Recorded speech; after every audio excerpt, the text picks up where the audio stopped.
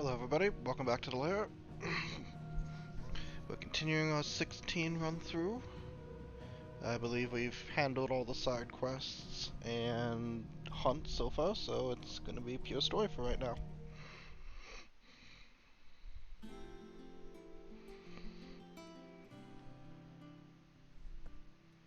So, Clive, have you made your decision? Who will accompany you on your little excursion?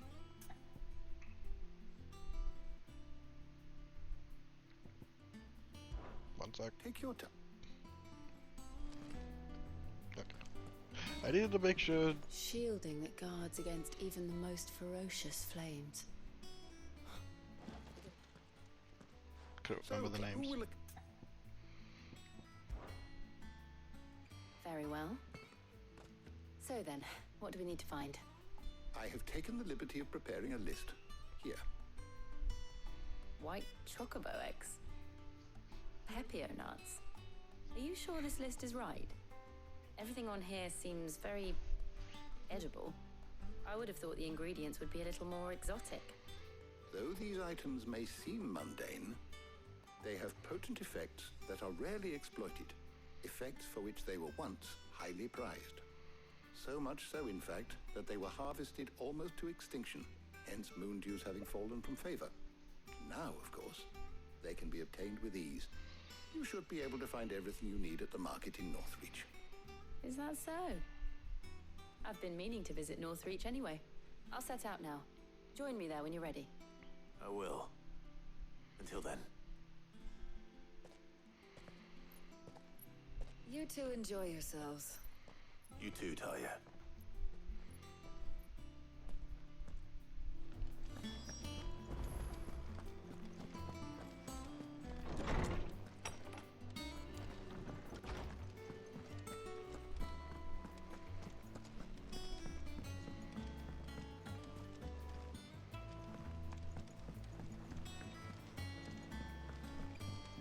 Right.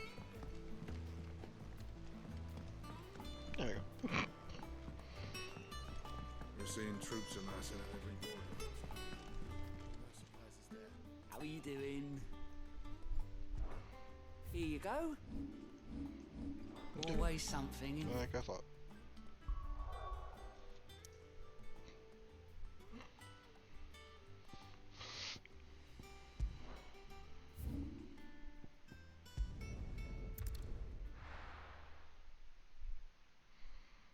No. Where's Jill? There's talk. all anyone ever wants anymore. Great. You'll not find a Are those Pepio nuts? How goes the hunt for ingredients? I've only just started. I'm sure everything we need is somewhere amongst all these stalls, though. Why don't we split up and see? We'll take a couple of ingredients each. All right. What am I looking for? How about you look for the Pepio nuts and some garlic? I'll find the other things we need. We can meet by the gate when we're finished.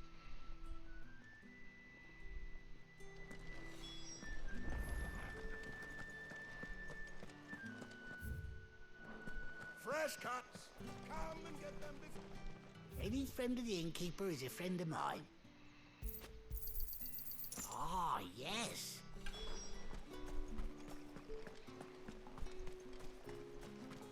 How the hell is anyone What do you want? If that's what you What if I didn't have 30 gil? That's everything. Let's see how Jill's getting on.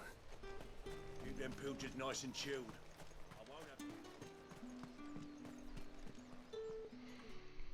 Did you find everything? I did. Yeah.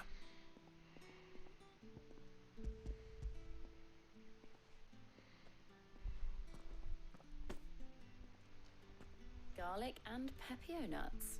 Perfect. Now all that remains is for Harpocrates to somehow turn all this into what Mid needs to keep her engine cool.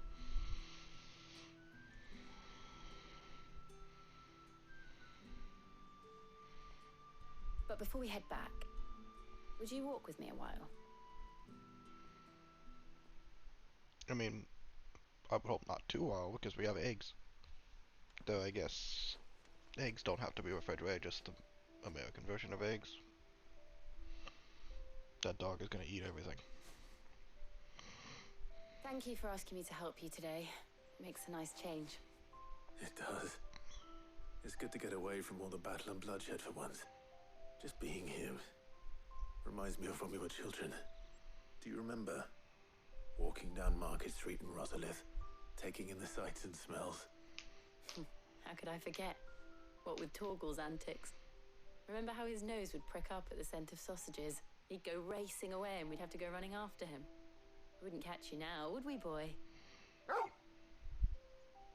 Was there anything you wanted to buy for yourself while we're here? There was, yes. Well, sort of. Molly in the kitchens told me about a place that sells particularly good pies. Thought you might like to share one with me. I would. Thank you. And I saw some bread.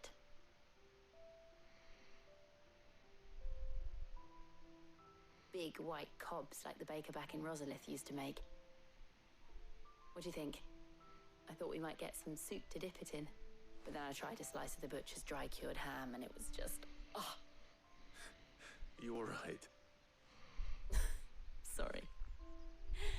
It's just... you're right. I really do feel like a child again being here with you.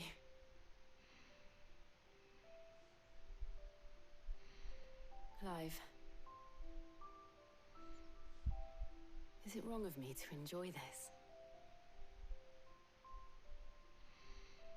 No, Jill. This is how life should be. And it's how our lives will be when our work is finally done. When we can live on our own terms. I hope so.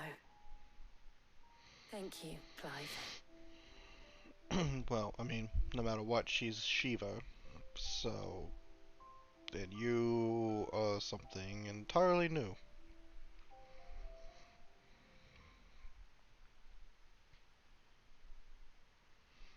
Or maybe old. Well, I suppose we better be getting back. I need to give these ingredients to Harpocrates and Talia. I'll see you at the hideaway. Take care. I will. You too.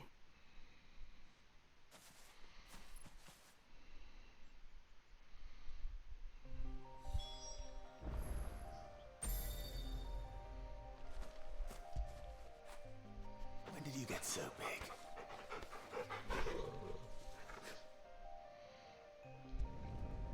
Gotta pet the doggy.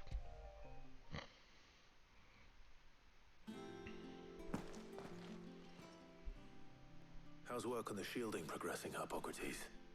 Well, very well indeed. And thanks in no small part to your kind assistance. I was just explaining to Tarja how we might best go about preparing the moon dew.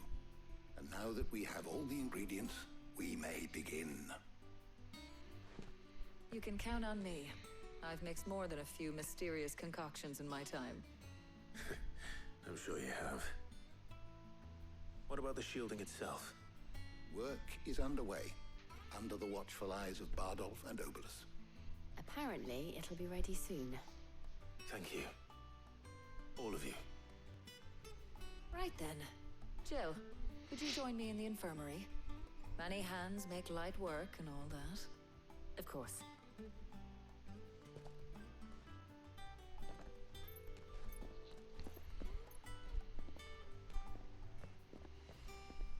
Oh, and Clive, thank you.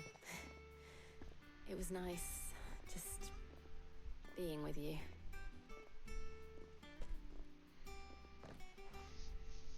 It appears our work here is almost at an end. A shame.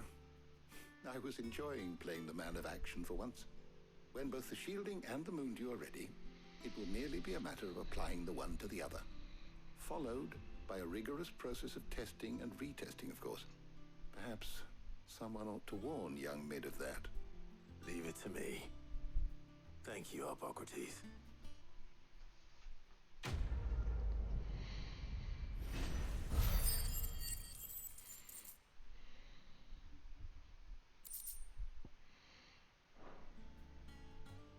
Well, I'd better go and give Mid the good news then.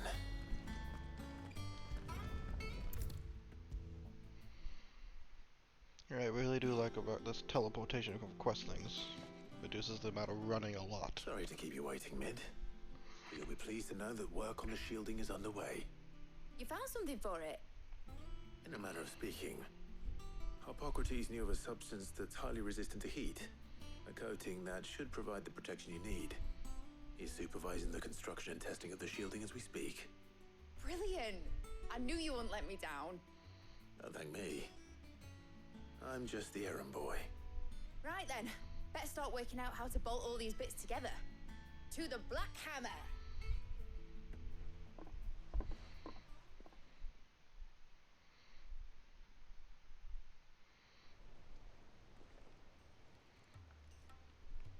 You know, when I got into the smithing game, I thought I'd be making swords and shields, not thermal bleeding didgeridoo-dahs. Displacement stacks. Same difference. Whatever you call it, I ain't putting it together in here. It's cramped enough as it is. Let's take this outside. Mid, you get all the parts lined up on the deck. I'll take care of the rest. On my way!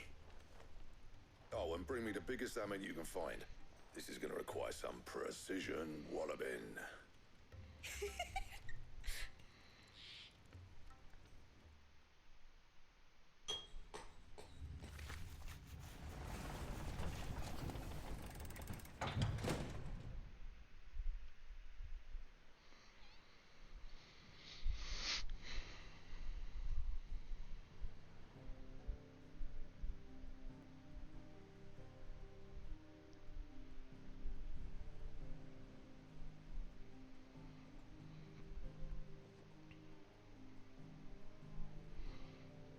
They could have made it shinier.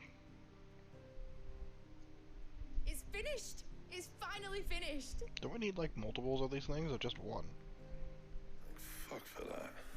I'll be feeling my hammer arm for weeks. Thank you, Clive, Blackthorn, everyone. That's one down and just 3 more to go. I'm sorry. Oh, didn't I tell you? The Enterprise has 4 mithril engines, and we'll be needing a displacement stack for each. You don't mean... Don't worry. Now they've got a finished one to work off. My gang in Canva can build the rest. Good luck to them, I say. Right, I'm off to get a sling for this elbow. Any other work comes in, keep it to yourselves, eh?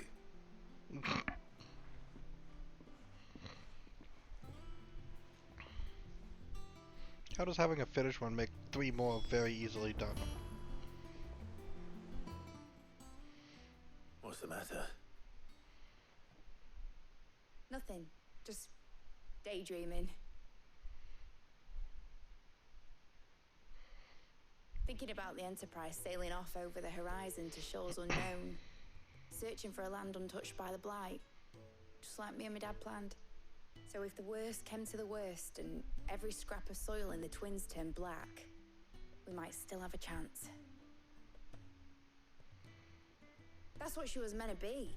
You see, one last chance just in case we needed it. But now she's so close to being finished, I've realized I don't want it to be that. I don't want it to be just a lifeboat for us to cling to if things get desperate. I want people to sail aboard her by choice, not from the lack of it. In a world where we're not just trying to survive, but where we can actually live. I'm working on that. And I'll do everything I can to get you what you want. Don't you always? All right. My mind's made up.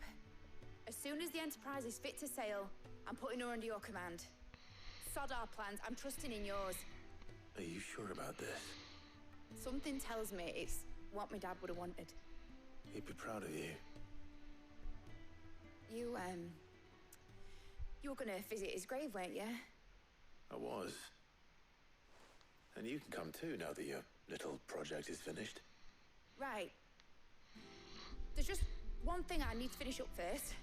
Won't be a mo. All right. I'll let Otto know you're coming. Meet us in the mess when you're ready. Aye, aye, Captain.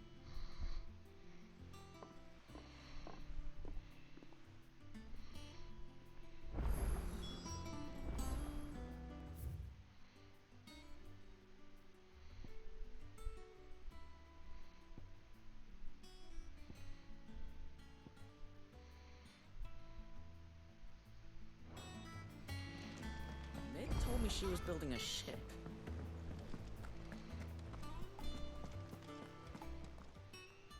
Fancy a look at the list, do you?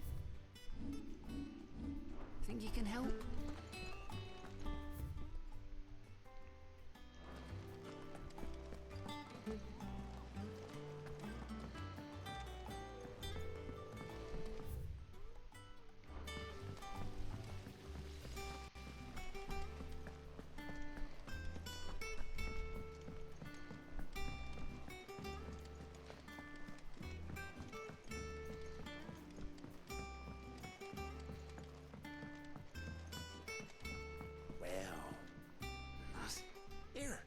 Sid, reckon you might be just the man to help me out of a bit of bother, if you've a mind to. Let's hear it. Well, it's about this alembic the chief's got me making. Lovely bit of kit it is. Bung in a solution you want splitting, and it will separate it out, just like that. Problem is, it won't always get rid of all the impurities. And with some of the stuff we need it for, that ain't good enough. Which is why that'd be nice to have as an actual chemist. Something you just throw in and it splits it up. And that's where I was hoping you could help me out. I imagine Ty could get some use out of this alembic too. Distilling medicines and the like. Alright. Why not? Proper job! So what exactly do you need for this filter? Nothing but bomb ash'll do, says the chief. Gave me a sample she'd obtained from the university stores. Couldn't believe my eyes. You pour the blackest blight water through it, and it comes out clear as a mountain stream. So kind of like I did a bit of reading about where I might be able to get hold of some. And do you know what I found out? It's only the blimmin' bones of a bomb king. They leave them behind when they die, see? I take it that's where I come in. If you wouldn't mind. I saw a billet on the hunt board for one just the other day. Would have gone myself, but, well, fighting dirty great balls of flame isn't exactly my forte. You, on the other hand... Alright. I'll see what I can do. Thank you kindly. And a good hunting, eh?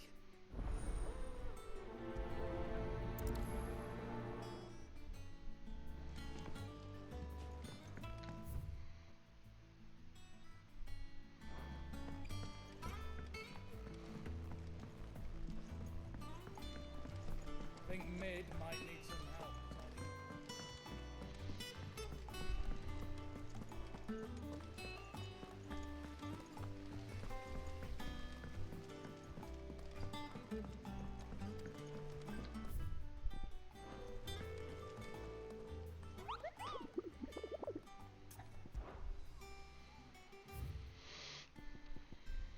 Oh, he's only a B rank. Good amount of money though. I guess that should out.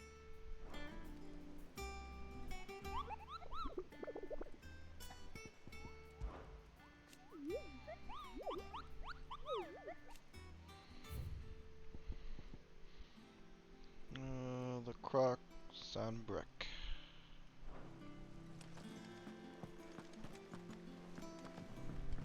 Mid told me she was building a ship.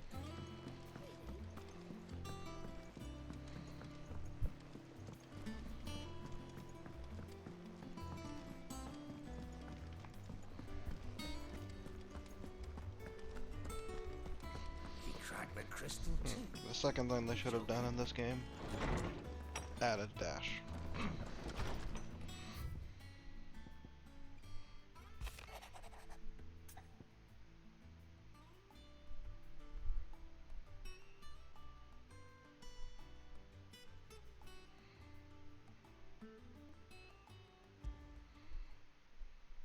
Trouble with the ledgers.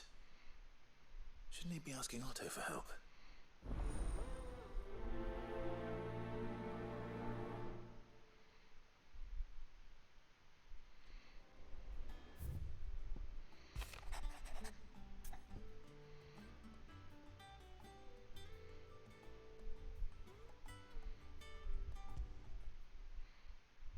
What could be wrong with Torgor? He seemed well enough when I last saw him. Oh, maybe this is a upgrade quest for Torgal.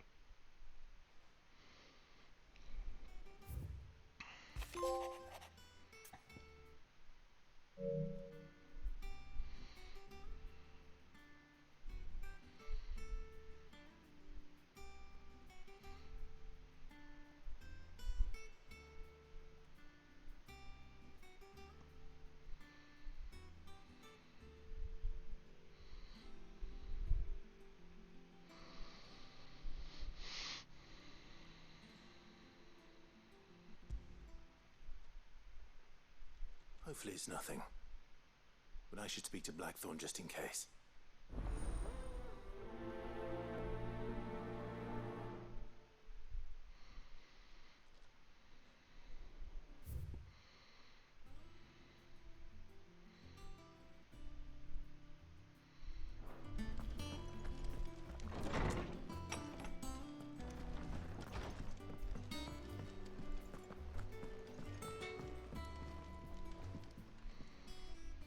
Blackthorn, do you have a moment? Not really, no.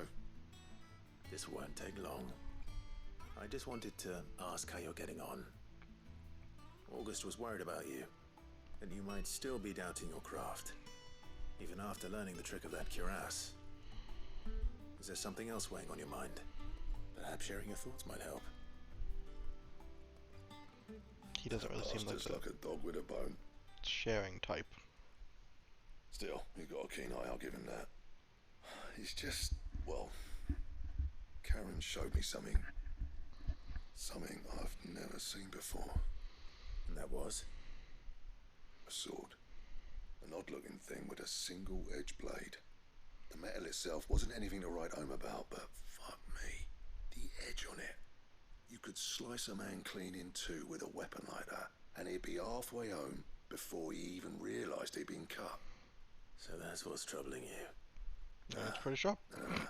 Not troubling me exactly, more distracting. Can't stop thinking, how do you get an edge that sharp? It's driving me mad. And if you knew how to do it, we could arm the curse breakers with even better blades. That's about the size of it, yeah. I'll see what I can find out. Sharper swords are always welcome. And we can't have our master blacksmith being distracted. You're a soft touch, you know that. But I can't say I'm not grateful for it. Good luck, eh? Thank you. Let's see what Karen knows about this sword.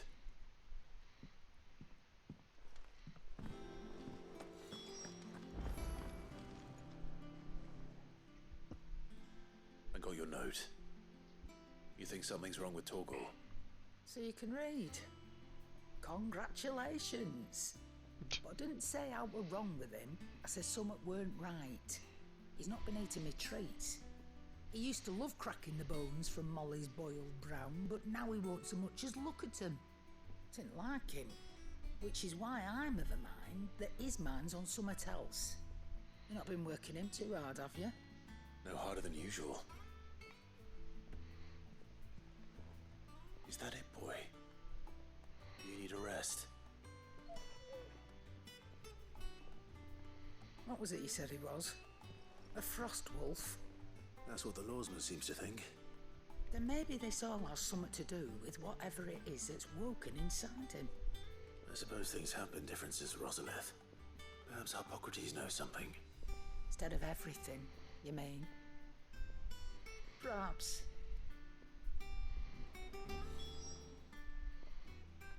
You're looking well, Karen. What do you want? Out with it. I want to know about the sword you showed Blackthorn. Single-edged and extremely sharp. Running around after him again, are you? I suppose I am, yes. But I need to help him find out how to work an edge like that. It's driving him to distraction. Little wonder, I suppose. There's not many like that make it as far as the twins, and those that do go straight into private collections. Which made it nice and easy finding a buyer. Can you tell me who bought it? Where is it now? You think I tell people who my clients are? Suppose you're not likely to go nicking him off me, are you now? Fine. If you stop mooning at me like that. Lord Ignac's the man you want. Delmekian bloke. Collects weapons and the like. And he's got more money than sense, which is why he's one of my favourite clients. Reckon he'll still be at the inn in Dalamil, where I left him. Thank you, Karen. Oh, and he's a touch eccentric, if you take my meaning. I appreciate the warning.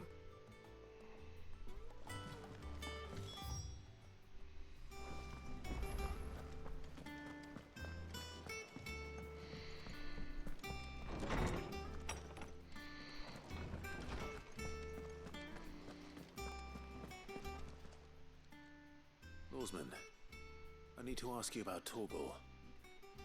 Something's not right with him. He isn't ill, is he? I don't think so. But according to Lady Karen, he seems to have lost his appetite, which is certainly a new development. She says he's hardly been touching his bones of late, and she believes it may have something to do with what happened at Rosalith Castle. I rather think she might be right, though not about his appetite. All canids are instinctively inclined to crack open bones for the rich marrow that resides within, and I see no reason why a frost wolf should be any different. Accordingly, I suspect it is not a lack of appetite that afflicts Torgal, but a surfeit of it. If we assume that his newfound magics require additional nourishment to sustain, it may well be that the bones Lady Karen is accustomed to providing are no longer sufficient. Frost wolves, after all, habitually prey upon far larger animals, whose bones may yield altogether different nutrients. As to where one might find a suitable substitute, some antelopes that graze the meadows of eastern Rosaria have been known to grow to a size more than double that of their lesser cousins. I don't recall ever seeing any that large. And little wonder. The oldest and largest such creatures rarely leave the safety of the highlands for fear of predators.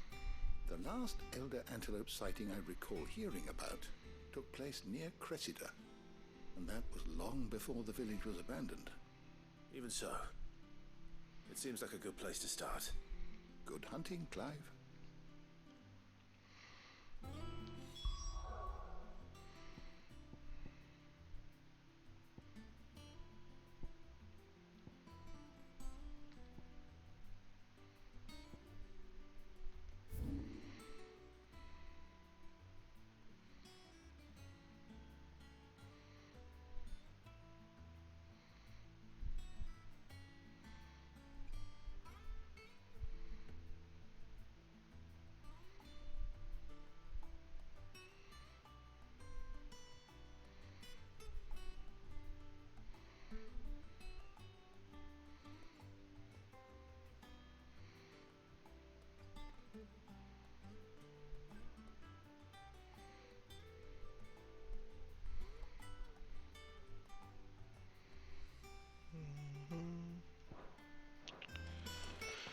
And I already forgot what the name of that place was.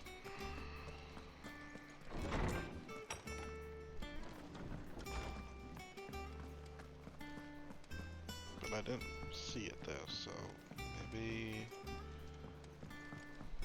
I missed it. Or it's in that area that I haven't explored. They told me she was building a ship.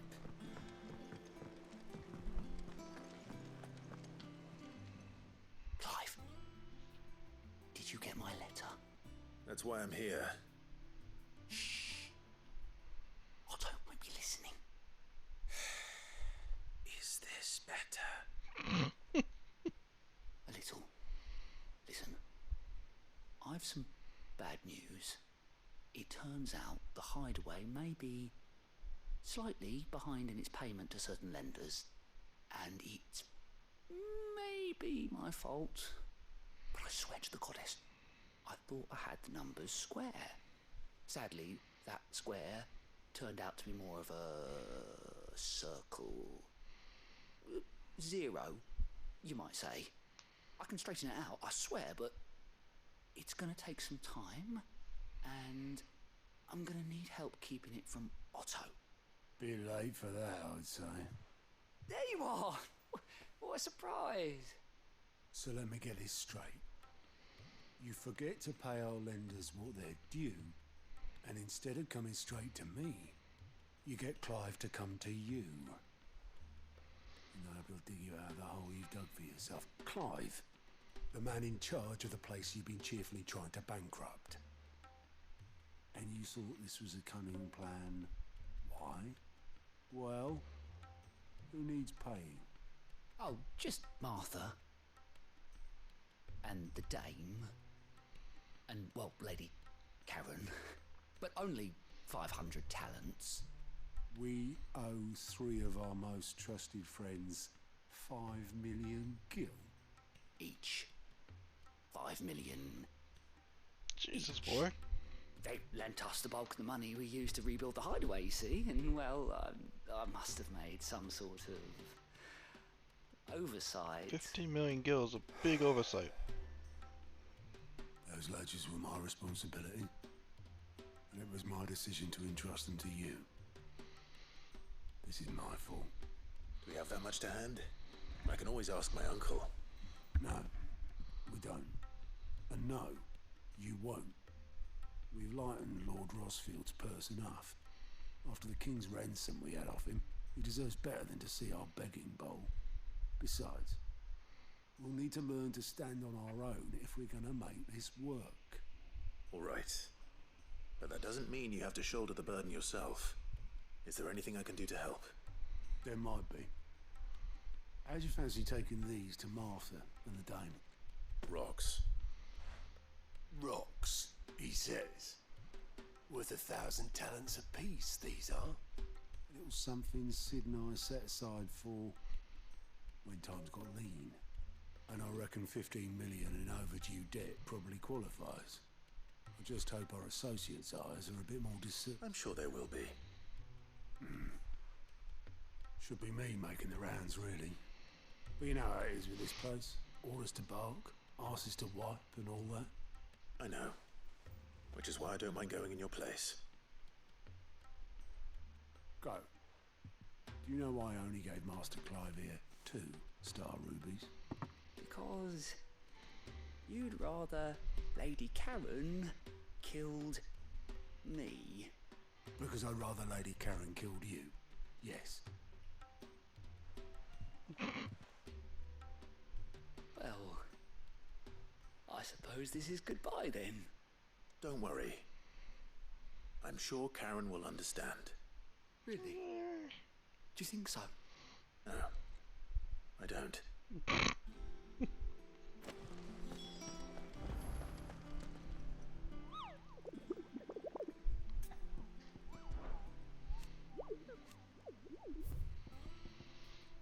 The croc. Okay.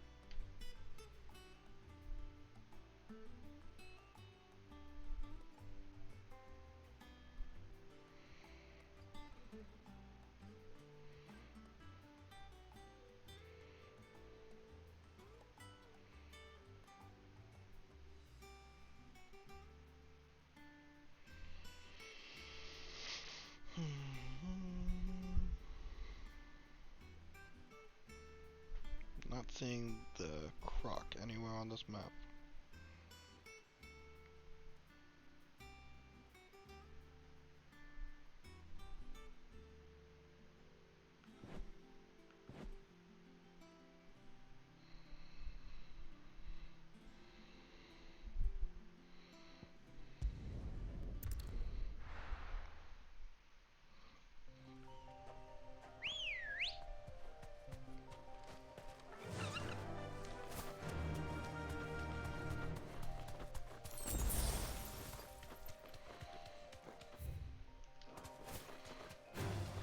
Time to fight.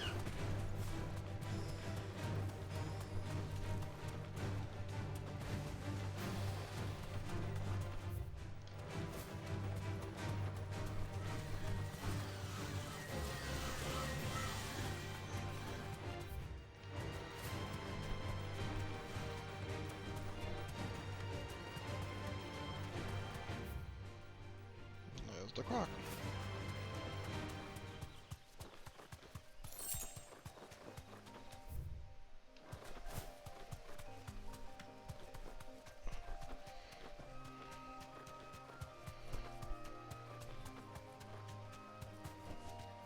I can walk from here.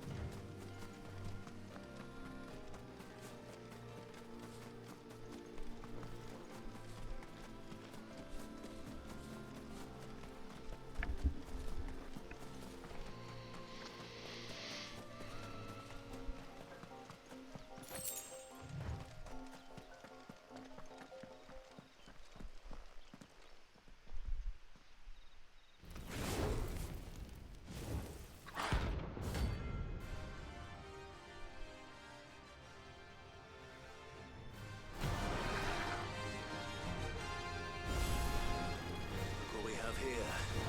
Greetings, Your Majesty.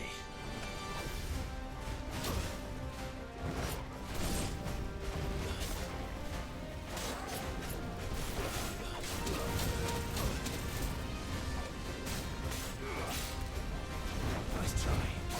There's a good boy.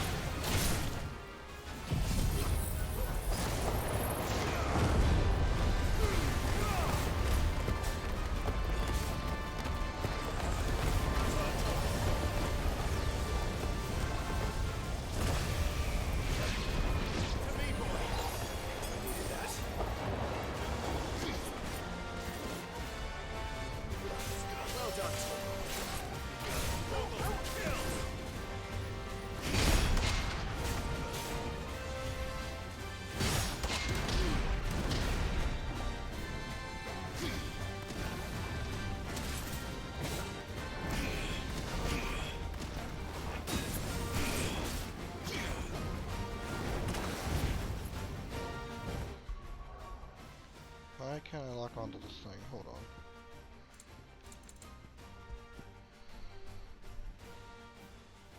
Reset cameras, lock on.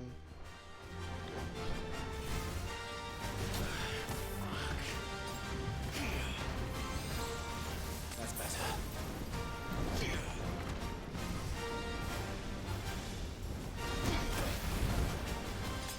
I'm trying to get an achievement, so don't matter.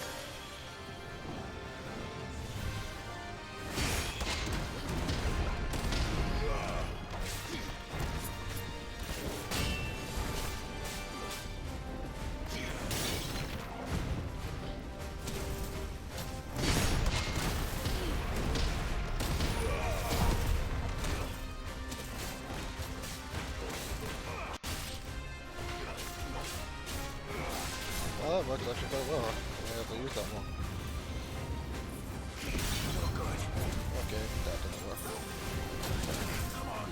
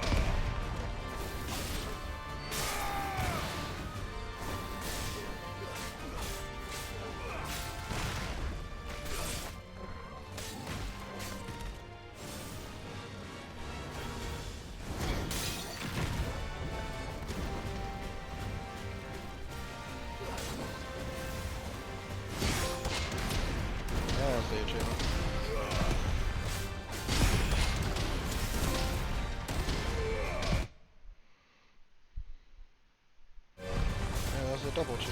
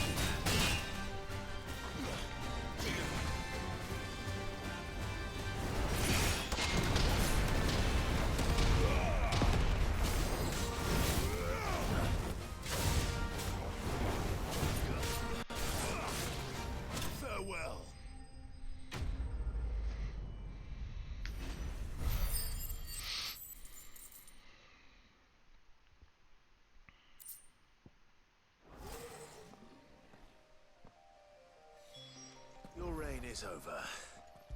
Now to collect the ash. This looks like the stuff. Let's see if there's any more.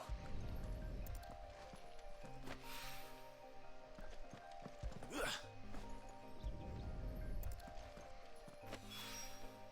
That should do it. If the wine needs more than this, he can fetch it himself.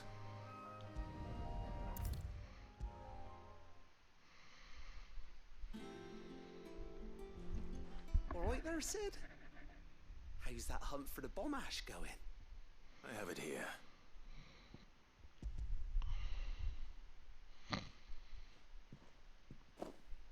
That's the stuff! And plenty of it, too. Enough to keep the alembic bubbling away for a good old while. You're a gent, Sid. Let nothing say otherwise. Right then, let's get this contraption up and running.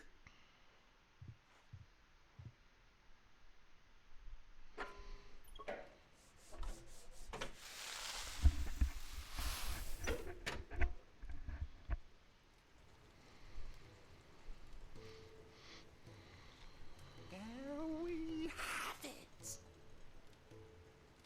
The Telemon Alembic. And it works just like the chief said it would. So Very it's a impressive. distiller. Says the man who cut down a burning boulder. Speaking of which, I still haven't returned the favor. There's no need. The good it will do for the hideaway is reward enough. Don't be silly. Why don't you let me take a look at that bag of yours? The one you keep your potions in. Reckon I could work some magic on that. What kind of magic? Well, we happen to have isolated a substance in our test run of the alembic that I reckon will make even the toughest leather supple as anything. Thought we might use it to breathe new life into old boots and the like. Save the hideaway a few gil. Ah, I reckon if we slap a bit on your bag, it'll loosen it up enough for you to squeeze in a bottle or two more. Well, it can't hurt to try, I I suppose. was with it. More That's the potions. spirit. Leave it with me. I'll only be a mo.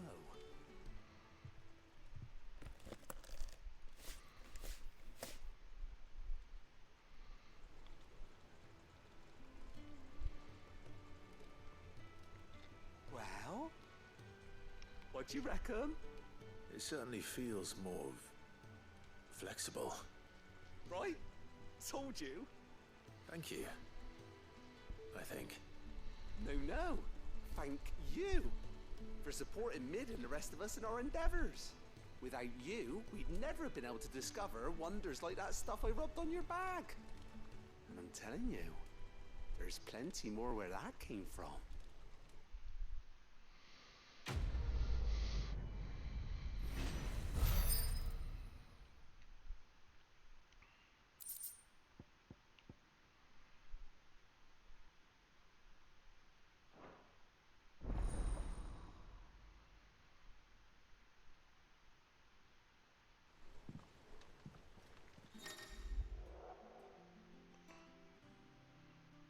Game potions up to 6, high potions, stone skin.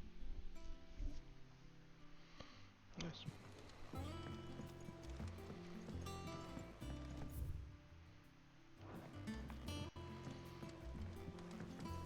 I think Mid might need some help.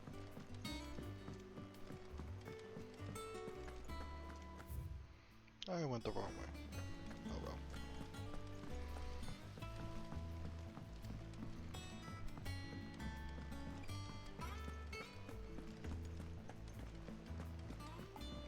Mid told me she was building a ship.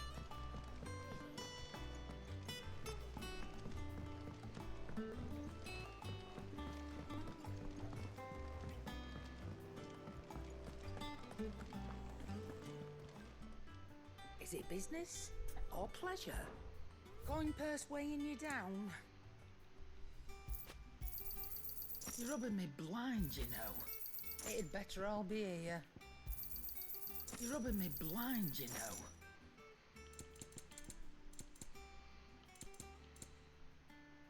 Is that all?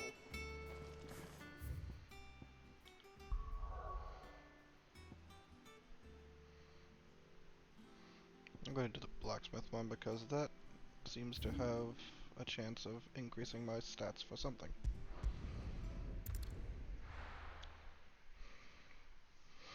I think I remember that the plus sign ones People take notice of wealthy men. Shouldn't be too hard to track down Karen's collector. buff-wise. St. Drake's Fang is gone. The whole Mother Crystal gone. What are we gonna do? Calm yourself.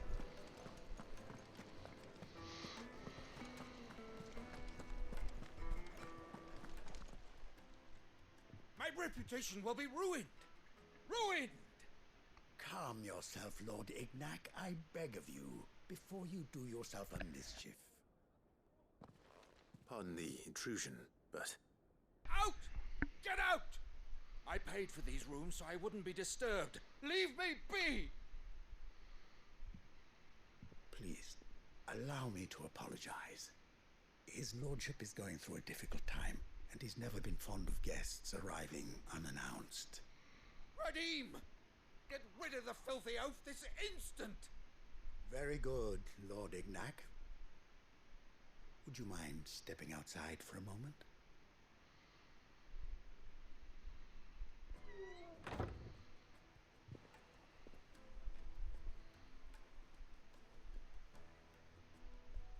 I'm sorry if I've caused you any trouble. That? No, no, no. That's just how his lordship is. Though the morning's events have left him somewhat fractious. He has been dispossessed of his luggage, you see. The thieves also made away with a considerable amount of coin. Coin the innkeeper will soon be keen to collect. I don't suppose a certain blade was among the stolen items. A single-edged sword. It was purchased from a merchant friend of mine. Ah, you know Lady Karen. Yes, I'm afraid it was. Then I'll retrieve Lord Ignac's luggage. But I have one condition. You have but to state it. You are welcome to anything that is within my power to grant.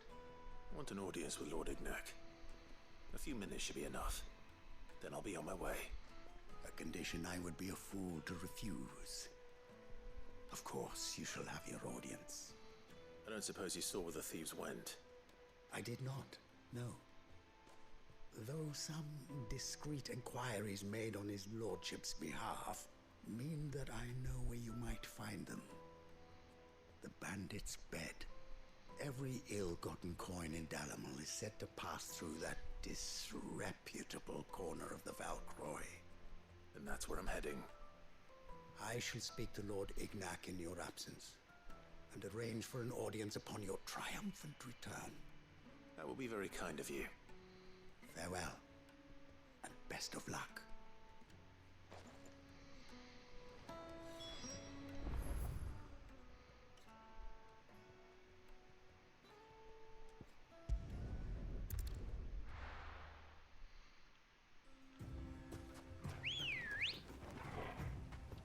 Good girl.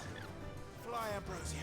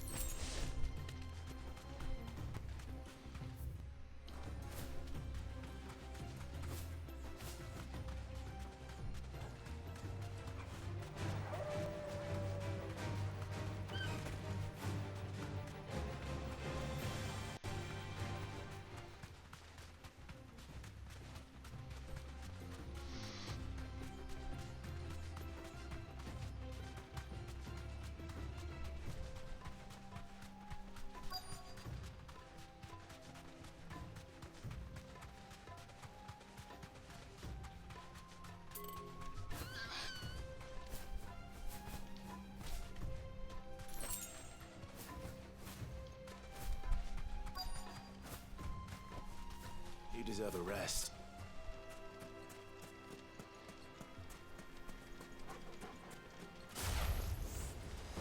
company! Come on, lads, let's tear the bastard's head off!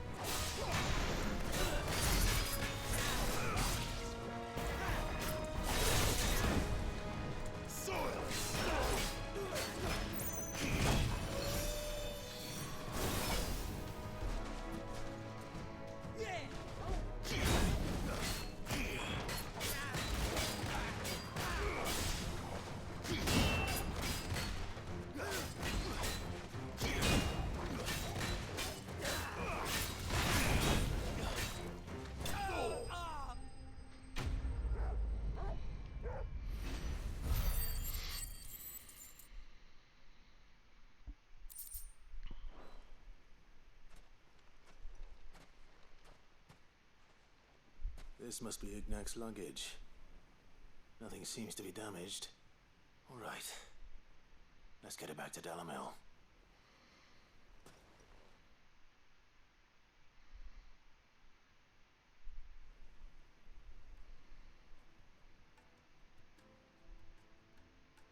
I hear I have you to thank for the return of my effects. What shall I call you, my good man? Wyvern. Glad to make your acquaintance. A formidable name indeed. Well, Wyvern, I appear to be in your debt. Redeem here tells me you wished for an audience. Is that all? A few moments of your time should suffice, yes. You're a peculiar fellow, Wyvern. All right, speak. Master Wyvern was wondering if you could tell him about a certain single-edged sword you recently acquired. Oh, a true work of art, that one. Karen drove me hard on the price, but I would have sold her Radim here to get my hands on that sword. It was made in the Outer Isles, far beyond the Twins, and is used exclusively by the practitioners of a unique school of swordsmanship. They believe no combat should ever exceed a single strike, and hone their blades to such perfection that none ever does. Each sword is made for that one perfect stroke, and for that stroke only. They crack upon a second blow. There's a brutal sort of beauty to it, really. But how do they hone such an edge? Fine question. Why, they use a whetstone, of course. Whetstones, rather. A whole array of them, ranging from the coarse to the fine. 10,000 licks with the sharpening stone, then 10,000 more. But it is the final stone which lends the blade its legendary sharpness. A mineral quite foreign to this great realm of ours. And that is the key. The secret ingredient. Wyvern, it occurs to me that my little lecture is hardly equal to services rendered. Take this, together with my regards. The very stone of which I spoke, far rarer among collectors than even the blade itself. and a far more fitting payment. Thank you. Pardon the intrusion, my lordship. However, it is long past time we prepared ourselves to depart. So it is. I am locked in bitter competition with a rival collector of curiosities. I am one step ahead of the unscrupulous Well, you're so scoundrel, rich that but he the is only hard enjoyment you at can my get is heels. just buying useless And stuff. there are many other collectors out there. Too many to count, but only one do I consider my nemesis. Lord Byron Rosfield. And is a perennial thorn in my side. I can imagine. Farewell, Wyvern. May our paths cross again. You might ask for the stone Ready? back if you We mustn't tell him dawdle. it's your uncle, but...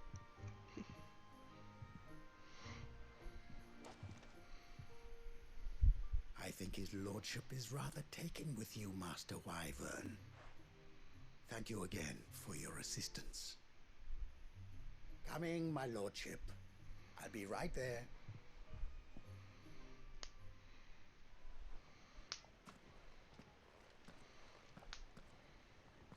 Trust Uncle Byron to find such an interesting rival. Now, let's see what Blackthorn makes of this whetstone, shall we?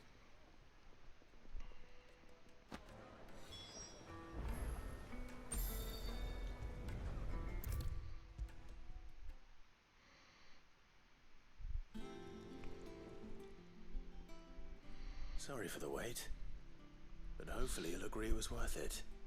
You learned something about that sword then? I did better than that.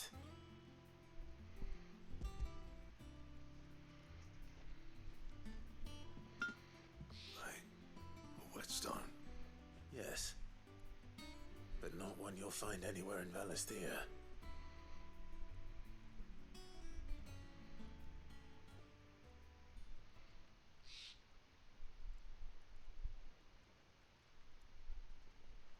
No wonder I couldn't get the same finish on the grinding wheel. One hit and all done, eh? Might not be so bad if all you ever fought were duels. But good luck on the battlefield. Your second opponent would be your last, no matter how good you were. Even so, is there some way it could be used to give the Curse Breakers an edge? I think so, yeah. With this whetstone and the right kind of steel, I could probably even make a twin of the blade that rattled me. But there'd be no replacing this little rock once I worn it down to a sliver. I reckon we get a dozen swords from it, if that. Swords that the Curse Breakers wouldn't know how to wield properly, and that would see them through a single fire piece. Nah, no point trying to copy that thing. Be about as much use as a wax anvil. But finishing our blades with a whetstone this fine, now that's something to consider. And what's finer than fallen masonry, eh? Or more hard-wearing, for that matter. Just imagine it. Good Valisthean steel with an edge as sharp as any found in the Outer Isles. I won't make a copy, nah. I'll make something much better. I'm sure the Curse Breakers will be delighted. Just don't push yourself too hard. Don't you worry about me, sunshine. I've been working day and night since I was half your age, and I'll still be here when you're long gone. Hey, thanks, Clive. I mean it. I owe you one, August too. It's good to know someone's looking out for me. You'll be happy to hear you said that. And I'll see that my debt to you's paid. First new blade I make's got your name on it. You come and find me when you've got the materials. Right. I will.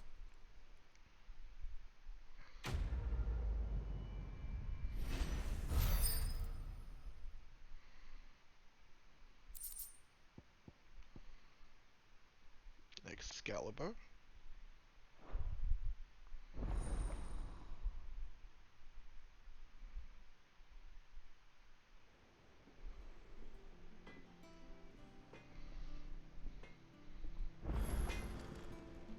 Back, are ya? What's that for you, dear?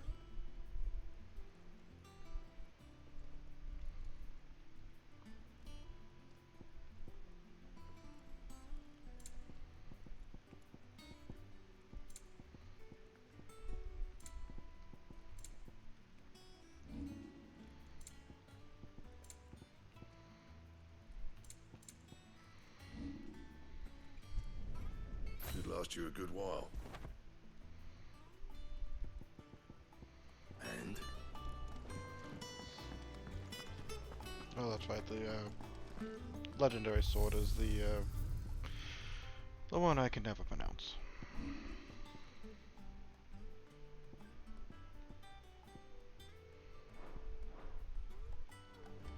It's the same name as the accessory in the remake that allows you to get the always have limit break at the beginning of battles.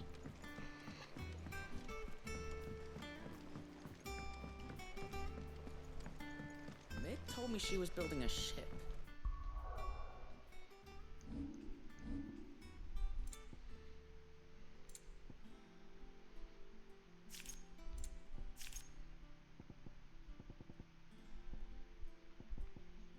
Which will probably take a bunch of these, because they usually do.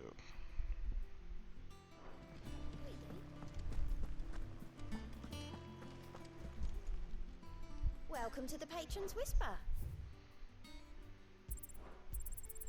Here you are.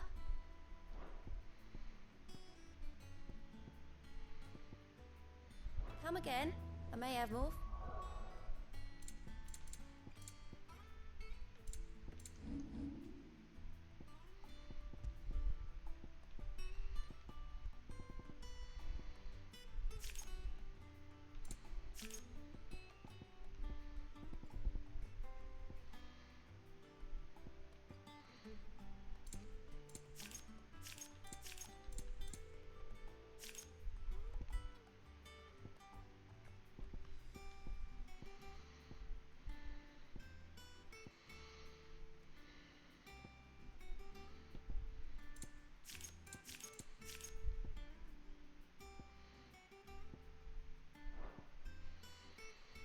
Oh yeah.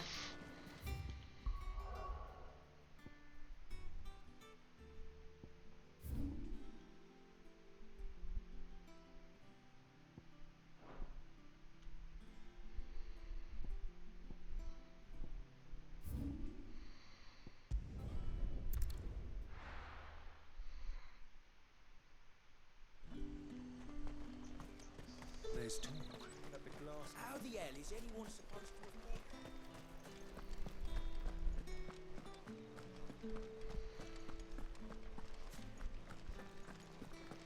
Did you hear? The gates to heaven.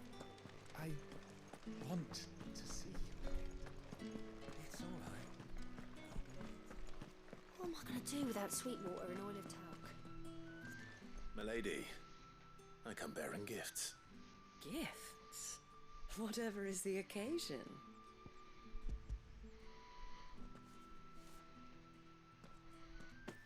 Oh my. Clive, you really have outdone yourself. Otto asked me to give it to you. To settle the Hideaway's debt with the Veil. And to compensate you for the time it took us to do so. You disappoint me, Clive. I thought you might finally be warming to me. Tell Otto he can keep his baubles. I tried to tell him as much the first time around. The man owes me nothing, nor does the Hideaway. My contribution to the restoration effort was made freely and willingly.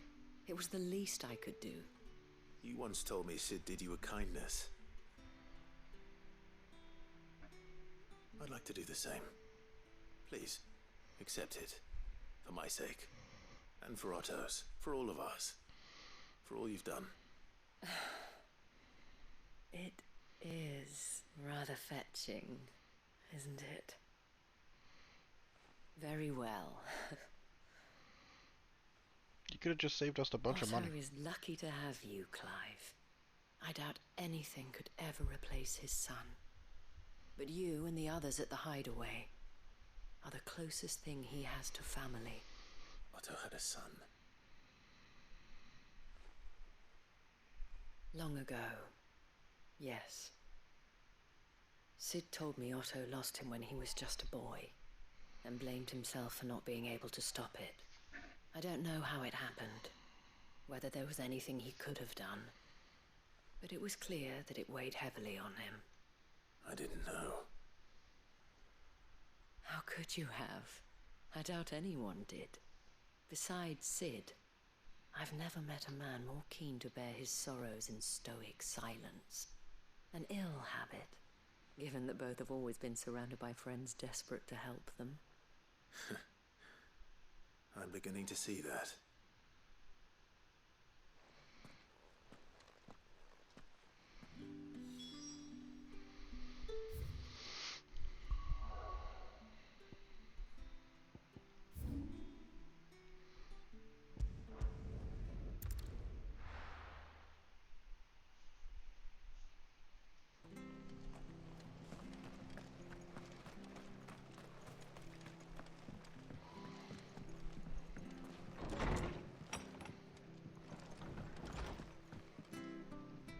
Clive, we weren't expecting you. I wasn't expecting to be here, but it seems we still owe you a considerable amount of coin for your help with our rebuilding efforts.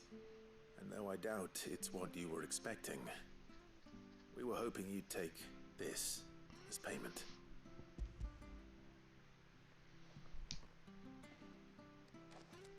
A star ruby?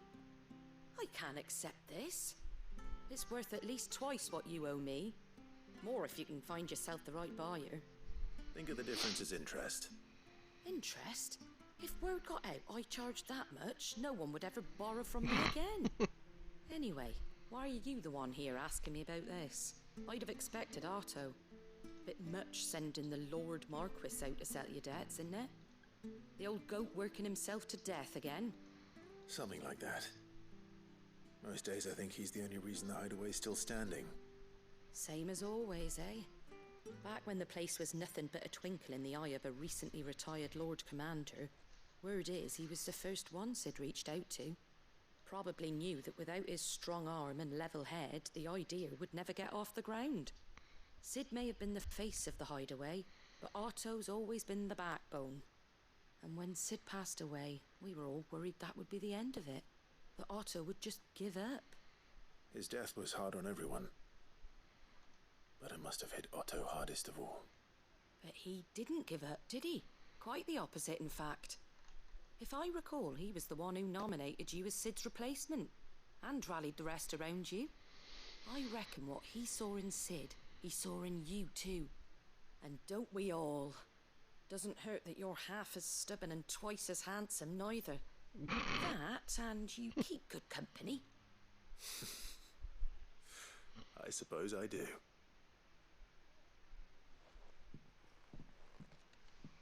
Go will want to know the stones were delivered. If he's still with us.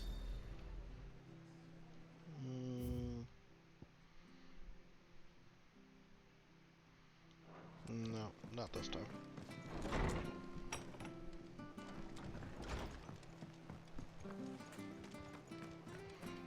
First time I'm not gonna take the teleport back.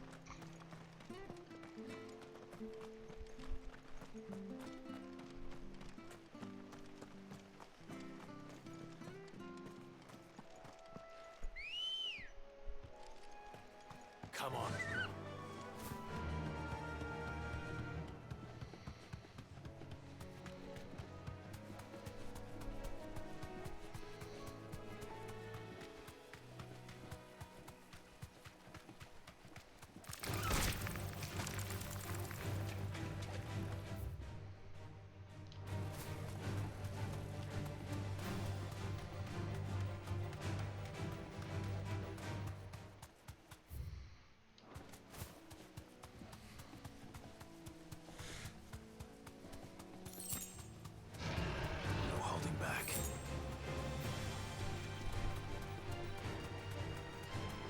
Certainly quiet. If I were a giant antelope, it would seem like just the place.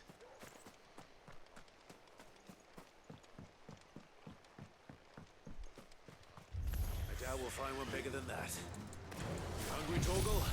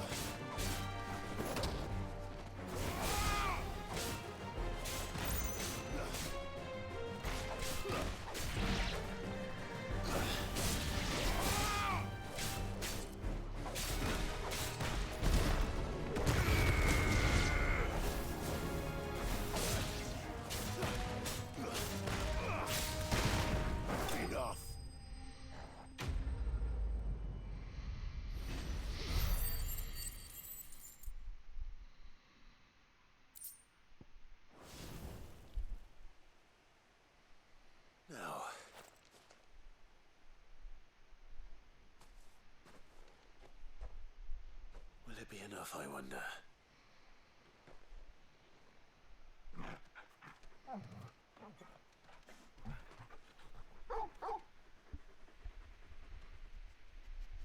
I say that answers my question. Which means we owe the lawsman our thanks. You're just a big puppy, aren't you? A very big puppy.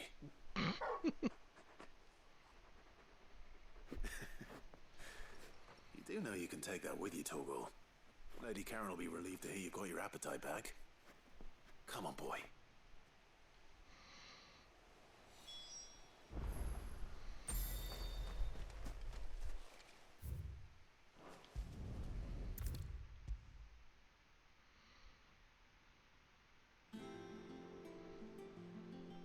I noticed you and Torgal had gone off somewhere. Take him for a walk, did you? You could say that.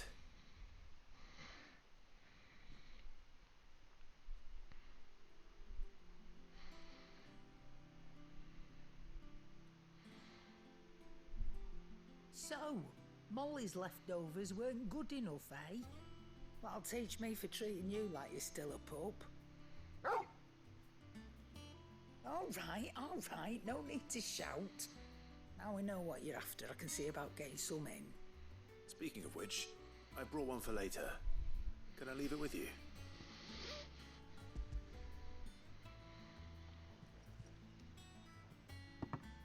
You can, aye. I'm nice like that. In return, you can thank Tomes for me. The bloody know-it-all. I was just on my way to see him.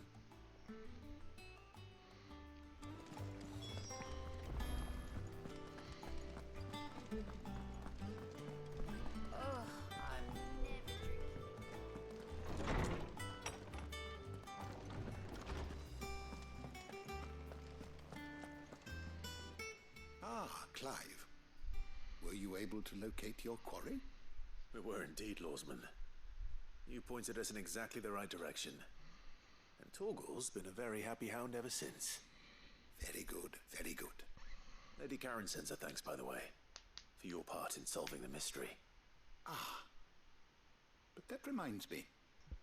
After your last visit, I found myself pondering Torgal's talents. Do you recall our conversation concerning Lady Jill's role in Torgal's transformation? About how she somehow woke the power within him. Precisely that. A reasonable conclusion, I thought. But one which raised certain questions in my mind. You see, the Fenrir of legend served Shiva and Shiva alone. And while the powers attributed to him are certainly impressive, the records imply they are somewhat different in nature to those you described Torgal as having used. What are you suggesting? That Torgal may be the beneficiary of more than one Icon's power.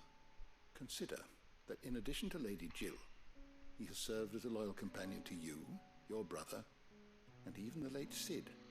In short, the Icons hitherto near at hand, or should I say at paw, have been diverse and plenty, and that number has only grown as the realm's dominance have fallen to your sword.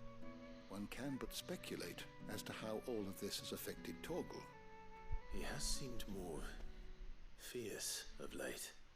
And if I'm not mistaken, he will grow fiercer still. We are fortunate indeed to be able to count him amongst our allies and not our adversaries. Oh, he's more than an ally. He's a friend.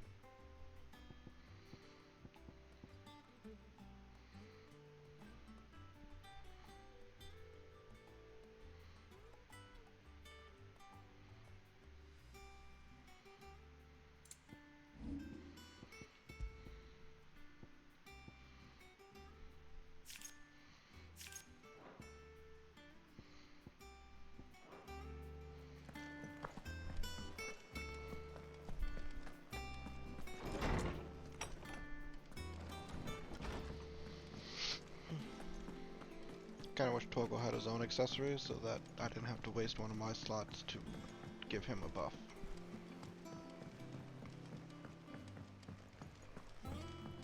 Mid told me she was building a ship.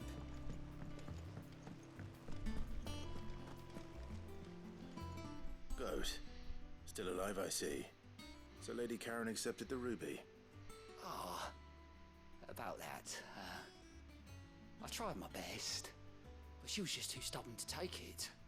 She threw it right back in my face, in fact, and told me I could stick my stupid stone where the sun don't shine. Karen refused payment. I hope it wasn't something I said. I'm sure you were as tactful as ever. Let me see what I can do. Oh, wonderful. I hope you have better luck than I did.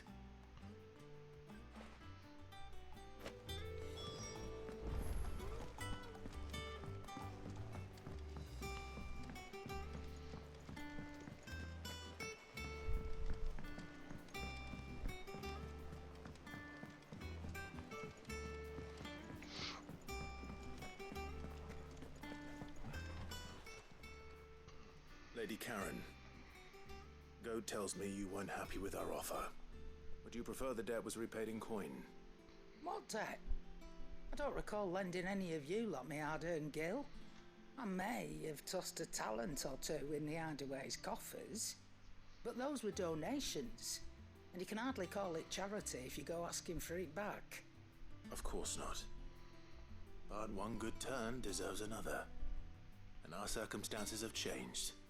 Surely you wouldn't shun the gratitude of a pauper who happened to have become a prince. Oh, so you're a prince now, are you? Fine. But I'm selling it and taking what I'm owed, then you're getting the rest whether you like it or not. We could have like had all these stones still, because all of them did not want to take it. Get this. A decent trader might nab 1,000 talents for a star ruby. A canny one, meanwhile, might claim it were nicked from the belt of Sid the Outlaw himself and ask twice as much. Might be I already have a buyer in mind. Might be you even know her. A fine continental maid whose beauty's only eclipsed by a guile in commerce. You wouldn't mind, would you? Not at all. Just be sure to tell her that it's always a pleasure doing business.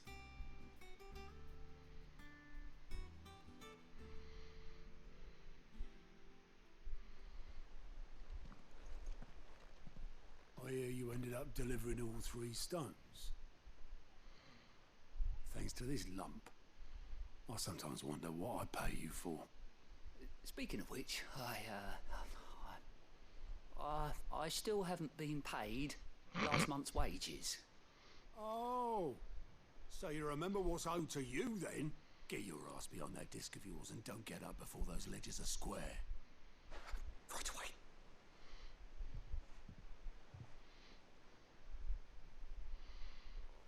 I've seen that before. Yeah, yeah. Plenty of times. It was the only goblet Sid ever used. Either out of habit, or because the filthy soul couldn't be bothered to find a clean one. I knew so little about him. Like most people. Martha and the Dame both seem to have fond memories of him. Huh. I bet they do. How long did you know Sid before he...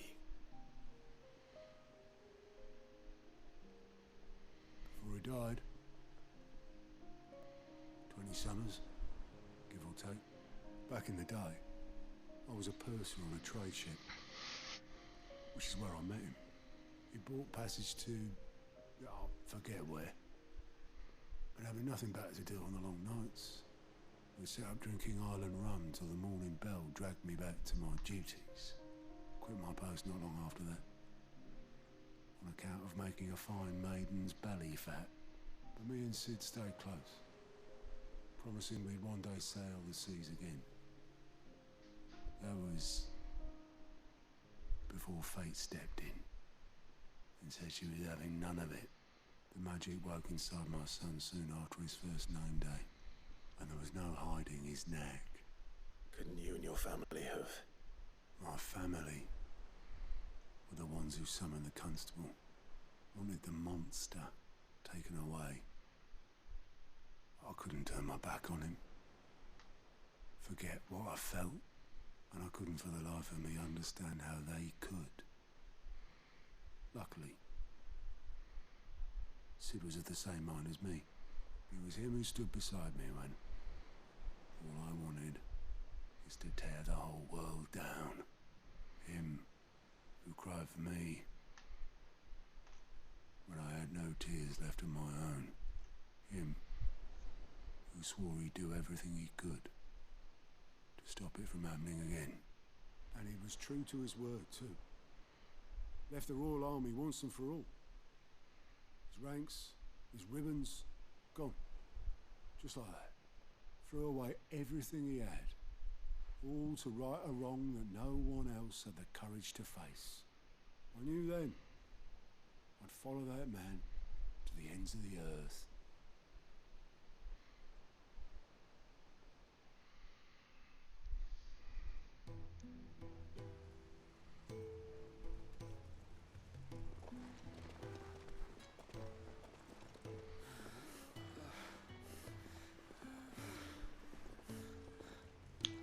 He was always too clever for his own good, was Sid. Saw the world for what it really was, while the rest of us were content to go along with the lie we were shown. And it can't have been easy, bearing that burden alone.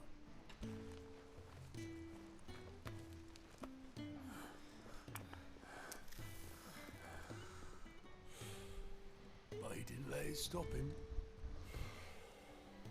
He never lost faith in what he believed was right. And that gave us faith in him. Faith he'd steer us true. So I swore to myself that I'd always be right behind him, ready to catch the stubborn sod, if ever he should fall.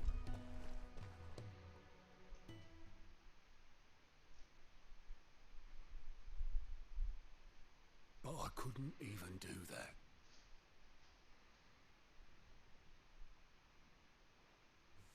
Ignore me. Just the ramblings of a tired old man. Leave that lot. I'll tidy it up in a bit.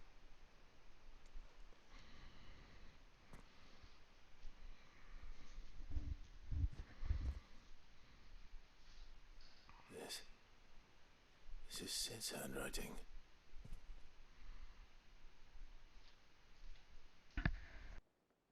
Dear Otto. I may be drunk, but I wanted you to know this place would be fucked without you. Love you, you grumpy old sod.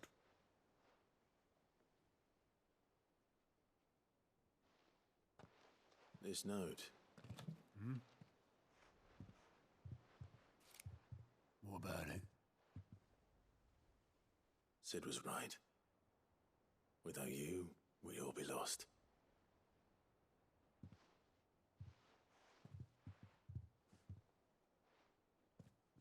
He should have bloody well said so then. Just once. Before he went. But then, why would he? Him, or anyone? I'd only have told him to piss off.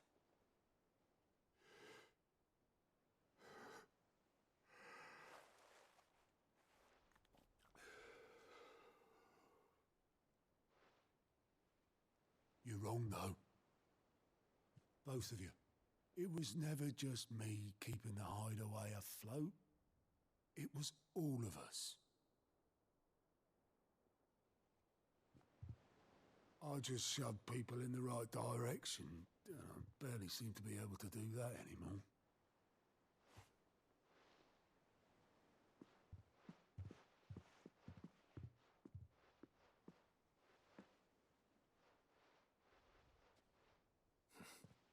Would you rather Goat were at the helm? Well, maybe I've got a few more years left in me. I'm going to hold you to that, Otto. Before you go, Sid would have wanted you to have this. Unfortunately, I was not paying attention to some of this. This will do me just fine.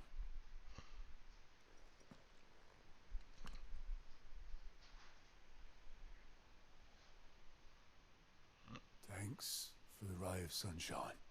I'll see if I can't pay you back.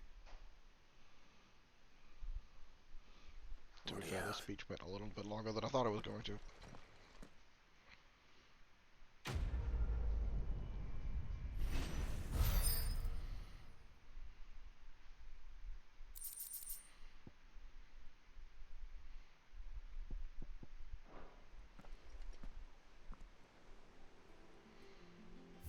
Okay, I think that's everything. I'm not gonna go there right now. So we can continue the story. Alright, Clive. Asterix. Mid finished sending half the hideaway traipsing across the twins, has she? I swear, that girl'd do anything to put off visiting her old dad's grave. No excuses now, though, eh? Not quite. She said there was one final thing she had to take care of. I'm sure she'll be finished soon enough. She said that? In those words? She did, yes. Clive? Were you born yesterday or something? There is no thing. She'll probably be halfway to Canva by now. Mid. I might still be able to catch her.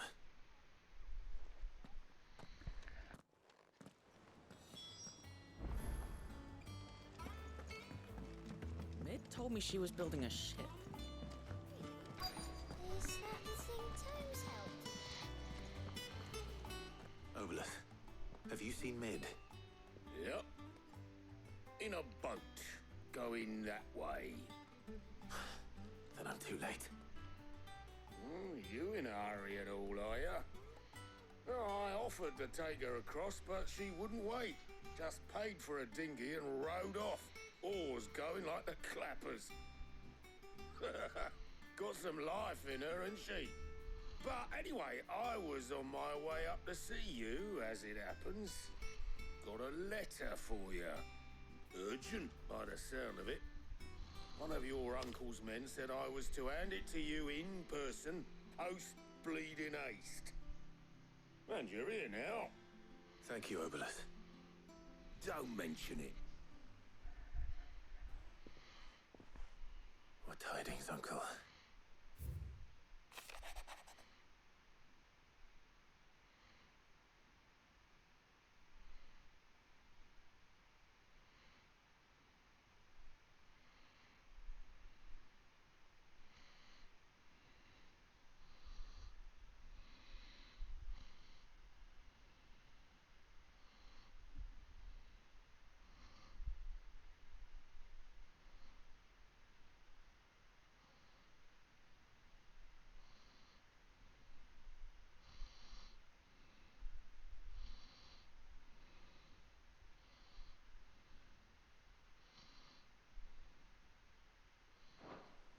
Trouble in Canva.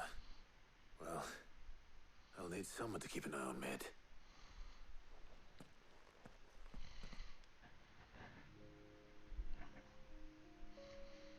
So what? Mid got us to do all the dirty work and then just sailed off into the sunset? It, seems that way. Well, nothing we can do about it now. But next time you plan on visiting Sid, you might want to tie her to something before you suggest it. Don't be so hard on her. Got to admit, the dirty work was kind of fun. Everyone pitching in, all that bollocks. Just like when we built this place. You're right. Anyway, we all set to head to the old hideaway. I could do with getting to Canva pretty sharpish. Wouldn't do to keep Lord Rosfield of the Seven High Houses waiting now, would it? Not after he asked for me personally. Gav will be leaving with me. Will you mind the place while we're gone? You can count on me. Just be sure to give Sid and the others my regards. All right. Oh, by the way, Jill will be joining us too. She's got some things to take care of, but she'll meet us there. I hope she's telling the truth at least.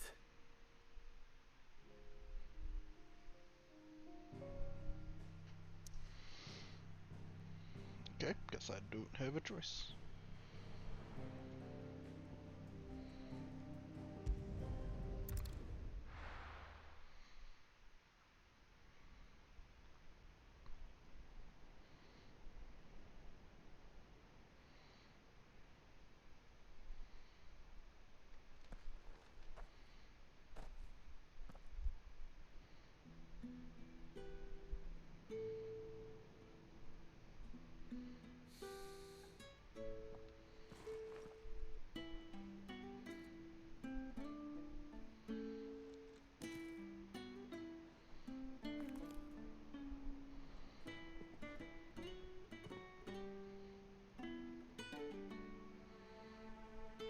well, Sid. I remember what you told me. But if no one is listening to what you have to say, you may as well not say it.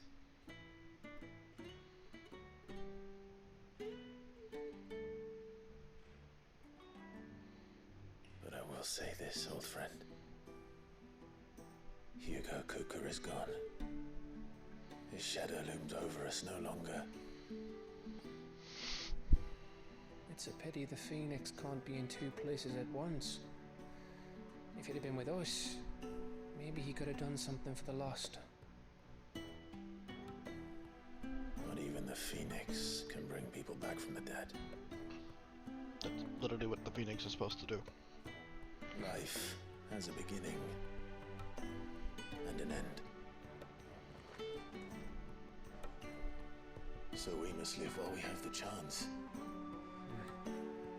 And not as slaves to the crystals, but as free men. May we join you?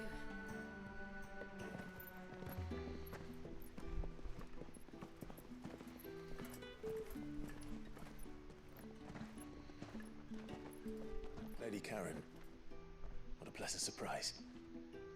I thought I'd drop by and see how you were all doing before heading off to restock my supplies.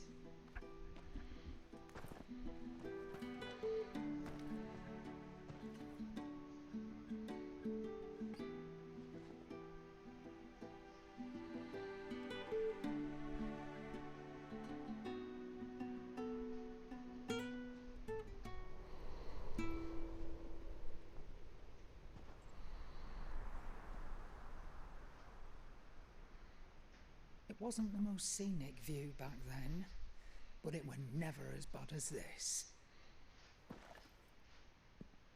I know. The blight marches on. And soon, there'll be no escaping sights like these.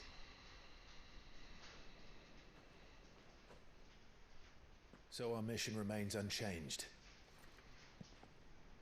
We cannot stop until every Mother Crystal is gone, and their thirst for ether with them.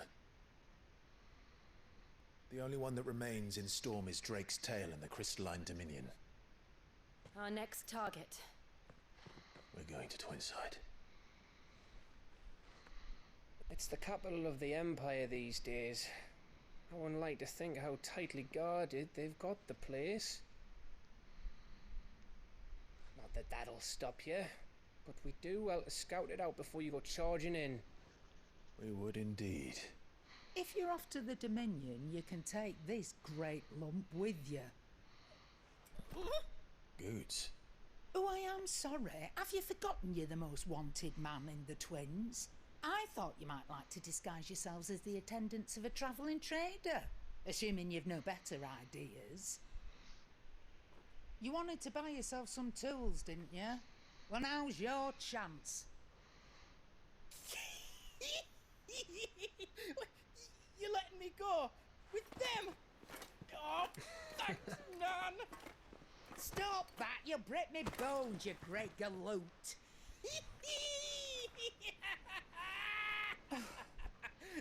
There's a caravan that runs back and forth between the Dominion and the Bocklad markets. It's managed by the Merchants Guild. Just show them Goots' traders pass and you'll be on your way. It'll be a damn sight less risky than footing it the length of the Crystal Road. That's for sure. Thank you, Karen. And glad to have you with us, Goots. Okay then. I'll get me things and I'll meet yous there.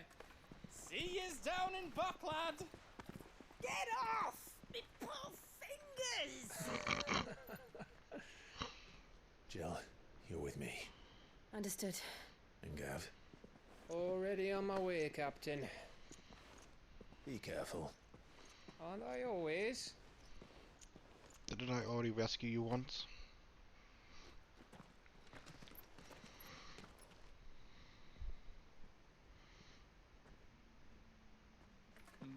Do you see that, Sid? Your protégé's making a proper little outlaw of himself.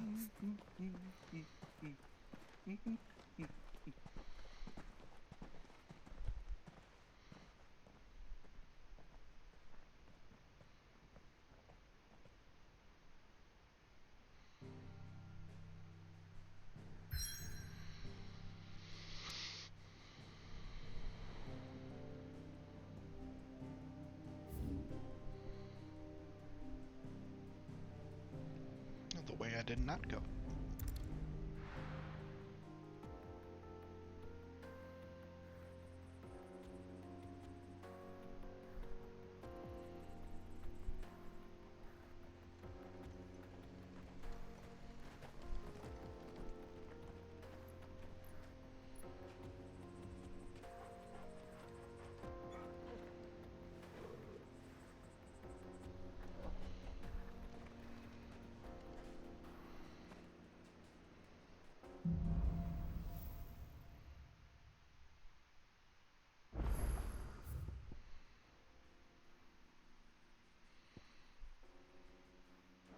How are you feeling?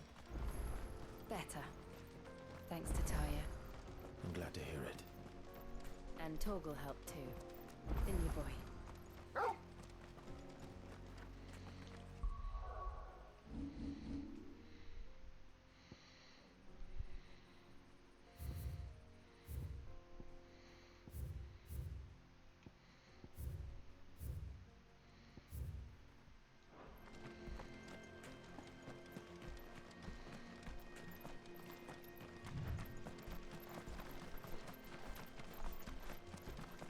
This used to be a trade route for merchants crossing the Scars, till the Republic laid a new road wide enough to let wagons pass, and all official traffic moved there. Leaving this one for those living outside the law. Indeed. I doubt we'll be the only outlaws on the trail today.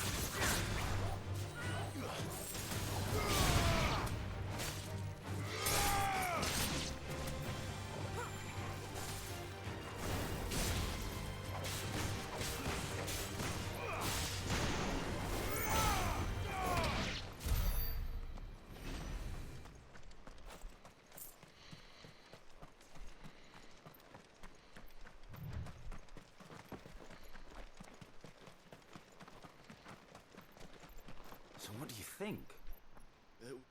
Really? It's as bad as that? Oh, aye. There's trouble up ahead. And too much of it for us to handle. I take it there's danger on the road.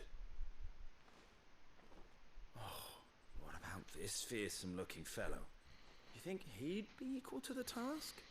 Oh, no doubt. Assuming he's willing to hear us out. Well met, friend. My brother and I have been tasked with finding a merchant's missing cart. You seen it by any chance? How does a merchant misplace his cart? Oh, the man's a coward. When he thought goblins might come a-snarling, he ran, leaving his livelihood abandoned in the pass. He sent the two of us to fetch it, but it's gone. Now, I'm not much of a thinker. But I know the work of thieves when I see it. My brother's right on all accounts. And by my estimation, the bastards are lying in wait just down the road. We may have seen our share of action, true, but we've not got the skill in arms to boldly brave an ambush. You, however, have the look of a man who needn't fear a band of backwater ruffians. What do you say? Will you help us out? Chances are they'll come for you either way. But if you promise to lend us a hand, at least you'll pocket a reward for your troubles. Well, if I'm going to have to deal with them anyway. You've clearly got a fine head on those broad shoulders. We're lucky you came along. Now, hoping to make a heavy purse in Boklad, our merchant friend loaded his cart with as much as it would carry. Reckon he won't be forking over the rest of our fee if we don't find those goods. So, while you're seeing to those bandits, you keep your eyes open. All right. Just don't expect me to drag the cart out of there myself. No. You can leave the cart to us. You just put an end to those bandits and point us in the right direction. You do that, we'll take care of the rest.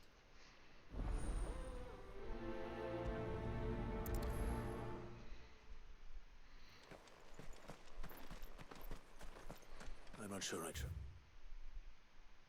It's those two.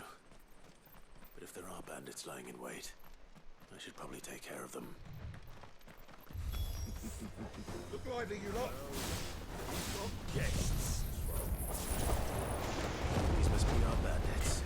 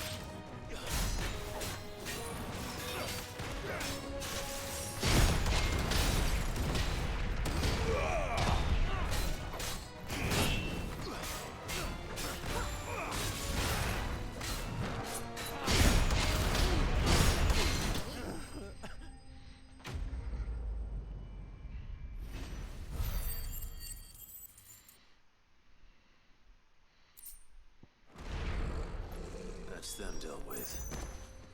Now, where's that cart?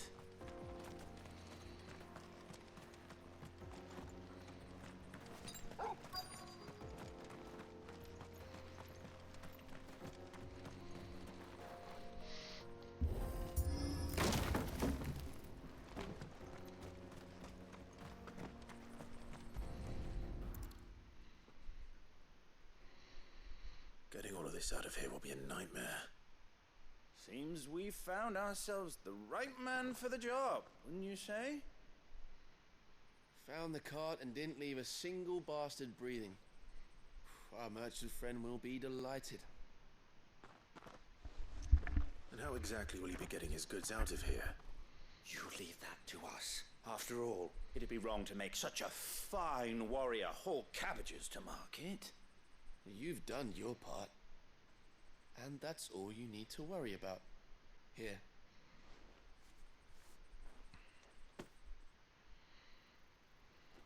It's been a pleasure. Now piss off. There's no need to be so rude, brother. What if we want his help again next time?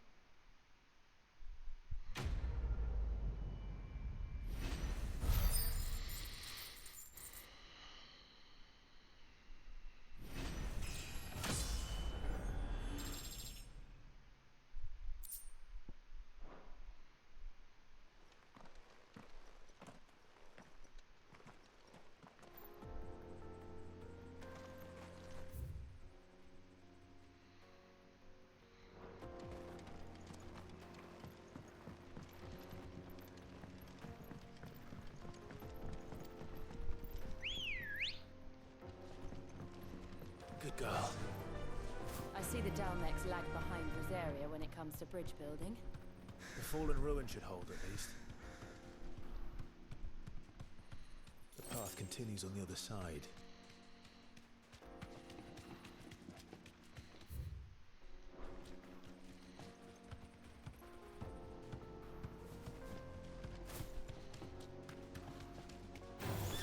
Don't get surrounded.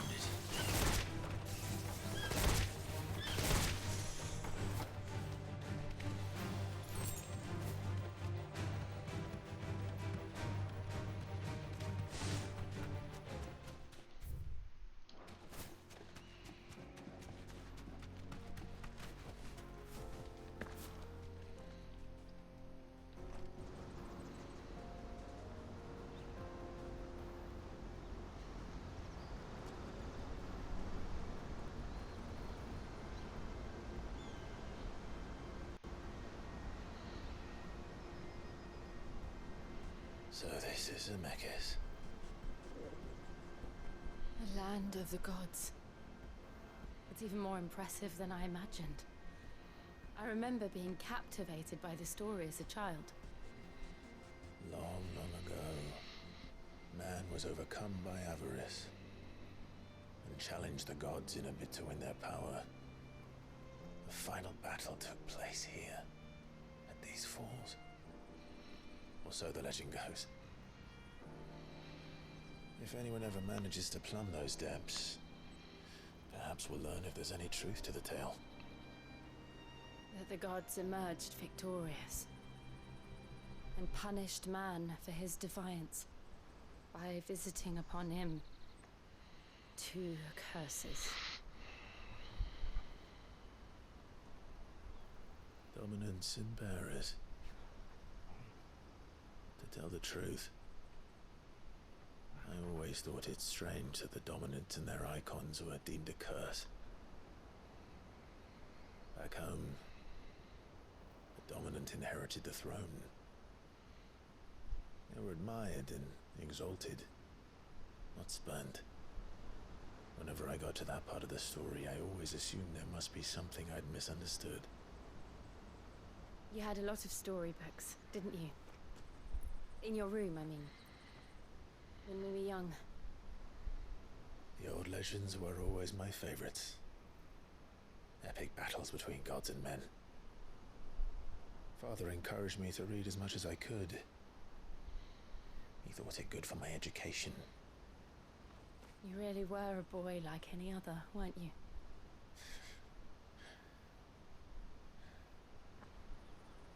Just look at this place. It's enough to make you believe the legends are true. I know.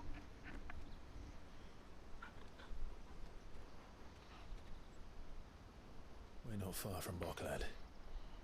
The road will be busier up ahead.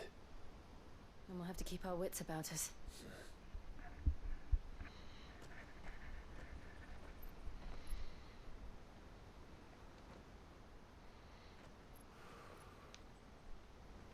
Clive?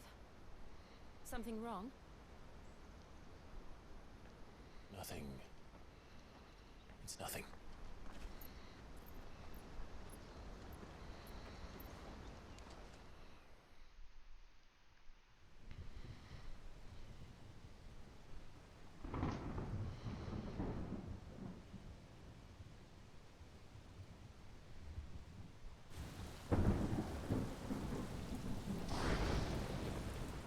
I see the reports are true, Father. You have surrendered the throne to Olivier. I have. Emperor Olivier shall rebuild the Holy Empire of Sanbreque. She really is conniving. How is he to rule an empire? He is but a boy. I shall advise him until he comes of age. Father, please. Or for as long as I am able. The empire we seek to build needs young blood to rule it, and I can think of none better suited to the task.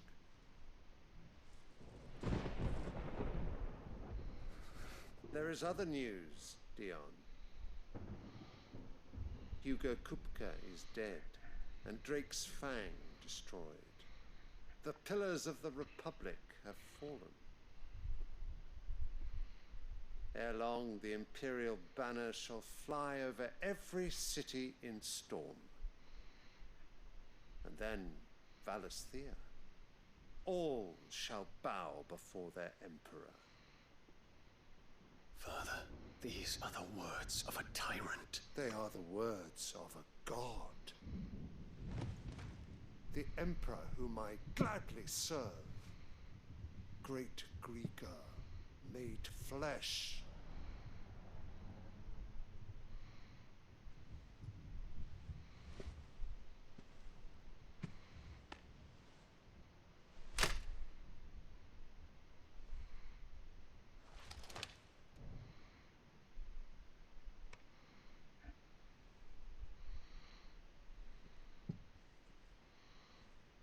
Return to your camp, Dion, and ready your forces. It is time to show the world the true power of Sanbreque. Father. I find you much changed. Is this truly the path you wish to tread? Or are these the ambitions of another? Of Ultima, perhaps? What nonsense is this? I speak my mind, and my mind only. Though I do owe Annabella thanks for reminding me of certain truths regarding the nature of nations, of rulers, and of the divine. You would trust the words of this traitress? She betrayed her country. She slew her husband. You have ever been an invaluable servant to Sanbreque, Prince Dion. I trust you will continue to serve your Emperor in the wars to come. The canker! Silence! Insolent wretch! You will bend the knee. All else is heresy. Sire, forgive me. This audience is over. Come, your Radiance. The Rowena Syndicate awaits your pleasure. Oh, not another meeting with silly old men. They're so boring. I'm hungry, Father. Can't we have luncheon instead?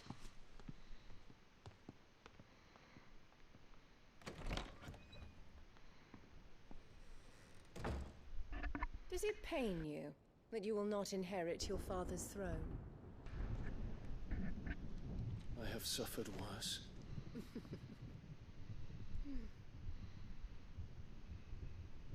Count your blessings, Dion.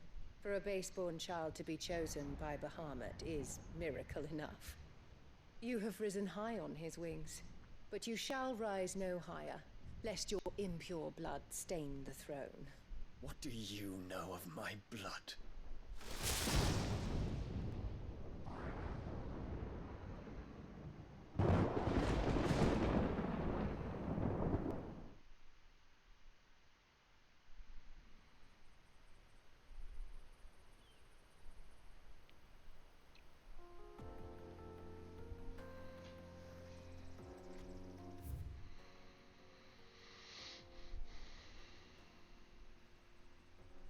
The Boklab markets are to the north. We just need to hug the coast.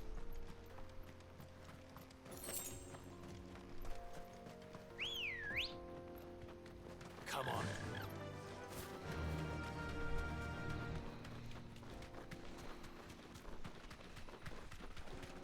Infiltrating the Dominion won't be easy with the Imperials on high alert. No. His Radiance has lost one capital already. We can be sure Sylvester will do everything in his power to hold on to Twinside. His troops are well-trained and increasingly battle-hardened. But it's not as if we can wait for the siege to end.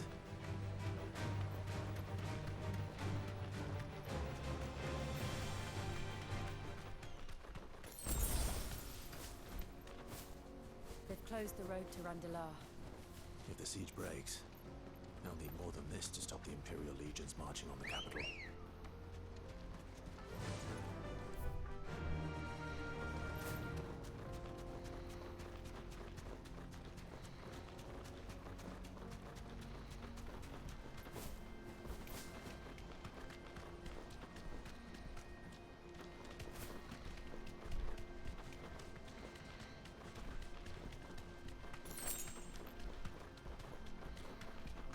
How much further to Boklab now? Good.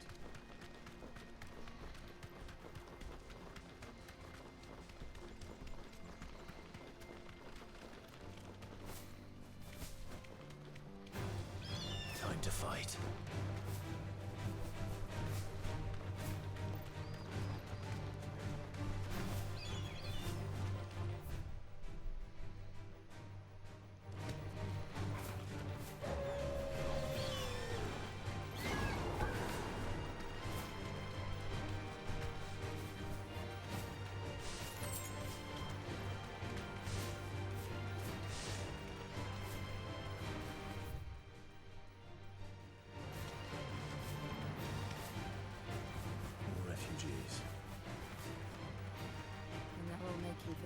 Crystalline Dominion?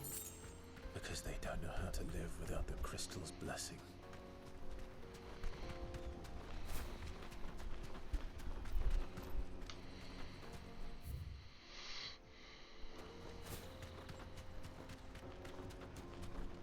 Back to the stables, girl. There are no crystals here. This is where we're supposed to meet Goots, isn't it? That's right. He said he'd wait for us here after replenishing his supplies. I dare say he'll have finished by now. What do you think, girl?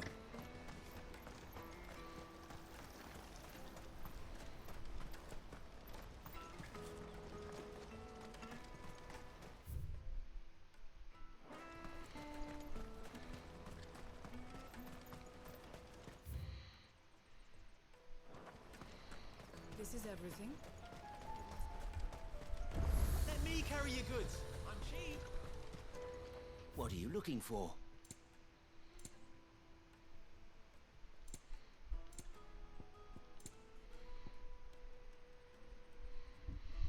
You're welcome anytime.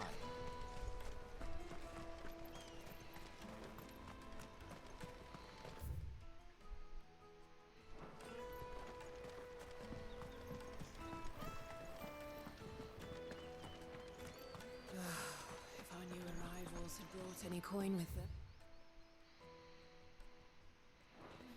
we'd be rich.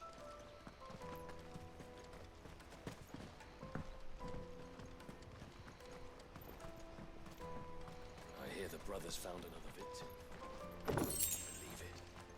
I believe it, all right. What's that?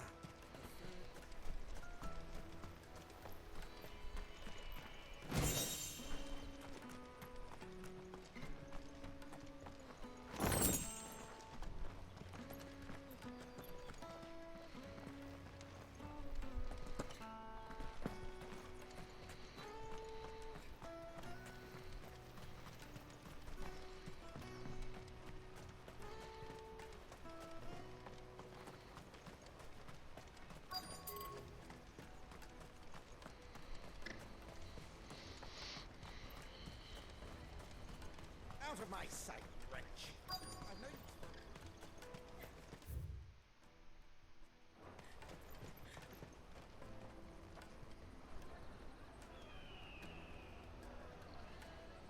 Wonders from across the water. Come one, come all. Feast your eyes. Good sir, can I interest you in...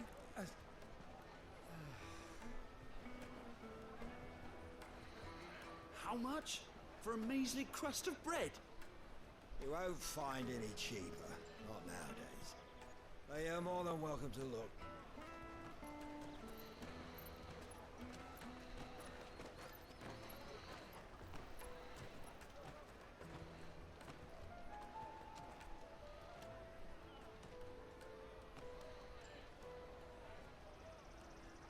The Empire's unlawful and illegitimate occupation of the Crystalline Dominion is still in effect.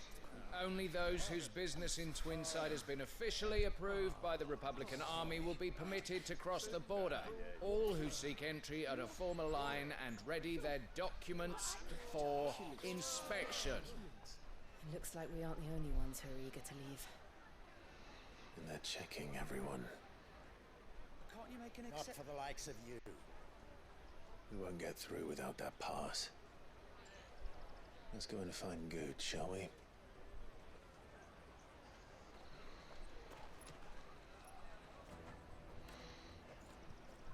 He must be around here somewhere. Leeches! Leeches nectar! I'll take the large one. Ah, Good. There you are. Clive, I'm so sorry. Don't tell Nan, will you? Slow down, Good. Just tell us what happened. It's betrayed us, Pass. It's gone. We cannot ride the caravan without it. We won't even be able to get through the flipping checkpoint. Do you remember when you last saw it? It was in my pocket a minute ago.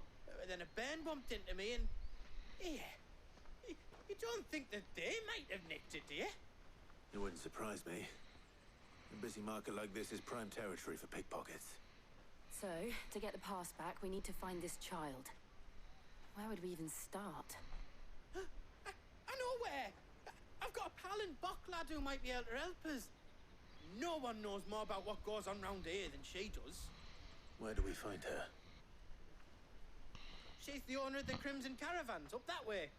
Sign's got a red chocobo on it. No time like the present. You two go on ahead. I'm gonna check the rest of my stuff, make sure no one else is missing. All right. We'll meet you there.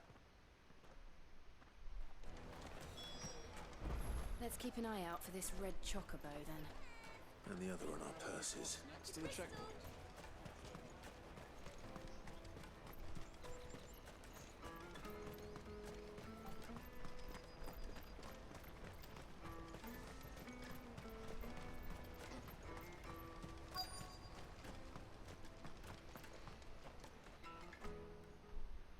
Looking to hire a coach?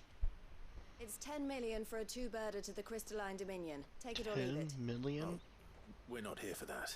Then I bid you good day. Oh, wait! Don't go, El!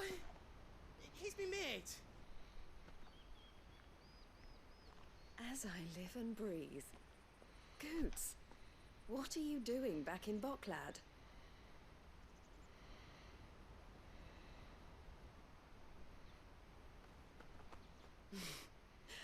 I gather Lady Karen didn't send you.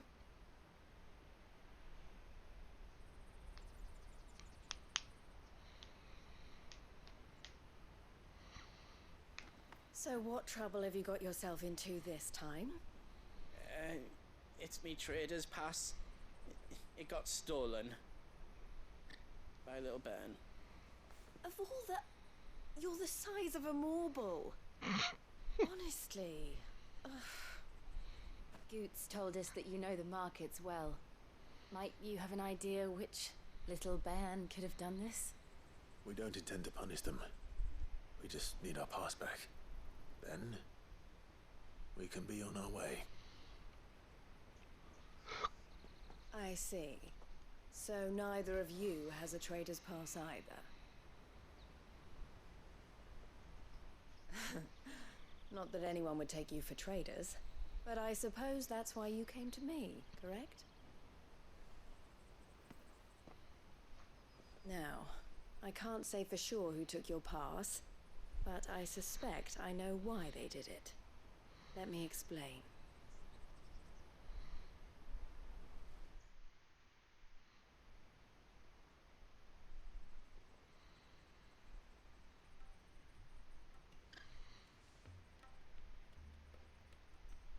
Ever since the Fist marched on the Dominion, the Republic has been clamping down on any commerce that might aid the Empire more than it does us. Which means traders' passes have gone from being merely a way of easing one's progress to being essential if one wishes to cross the border at all.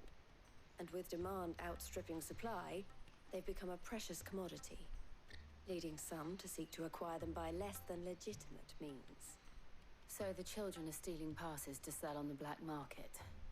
Yes and no. Passes are inscribed with the names of their owners, and yet none of the victims' names have appeared on the register of those passing through the checkpoint. Which means? That someone is doctoring the stolen passes. The same someone who is encouraging the children to steal them. And the same someone who has Goots' pass, no doubt.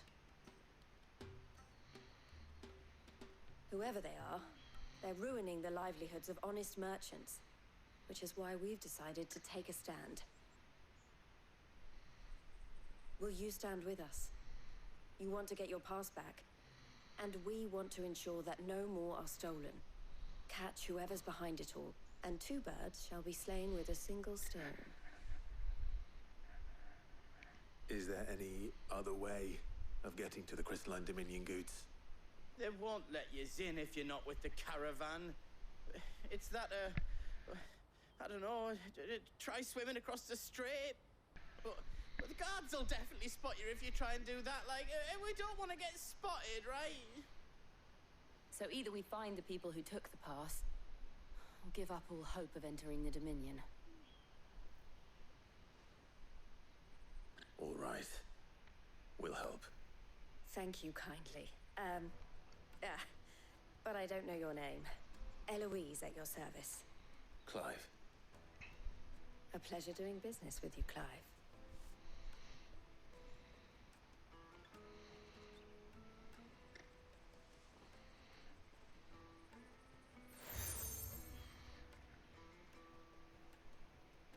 The proprietor of the furniture makers by the coach stop is spearheading the search. Wear that, and he will know you for a friend. I suggest that you speak with him first. The furniture makers. Understood.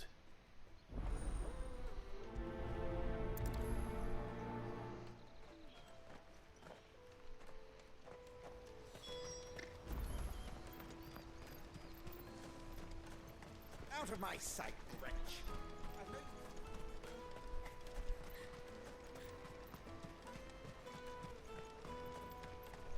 Come on, come on! Jug of snake spit for the road? Juicy pears! Snake your thirst! Are you the furniture maker? Looking for something in particular? Ah, Eloise collared you too, eh? Then I expect you want to know more. She told me you were leading the hunt for the pickpockets. What have you learned? For one, that they're targeting the traders carrying the biggest packs. Harder to watch your back, see? And less chance of the mark giving chase if they're spotted. Not that they'd be likely to catch them. Those imps know every inch of this warren like the backs of their hands. Their eyes must have lit up when they saw Goots. The fishmonger round by the gate's been trying to track down the children involved. You should go and have a word with her. Thank you. We will.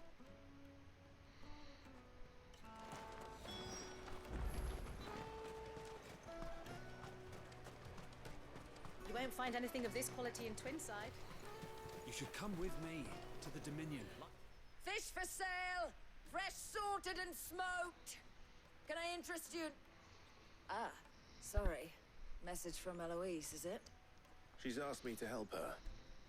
To help you find the pickpockets. Is that so? Suppose I better tell you what I know then. For one, this isn't a family operation. All the traders say the children who stole their passes were dirty, dressed in rags. Street urchins, by the sound of it. We get a lot around here. Orphans from the wars. A few, perhaps. You saw the refugees gathered by the entranceway? They're all looking for a new start in the Dominion and beyond. Some of them take it as an opportunity to rid themselves of unwanted baggage. The shame of it. Whoever's behind this would have to have made themselves known to the children at some point. And so should we. You should start with the children around here, then. I doubt they're the ones involved, but they might have heard something. It's worth a try. All right then. Questioning children. How hard can that be? One sec.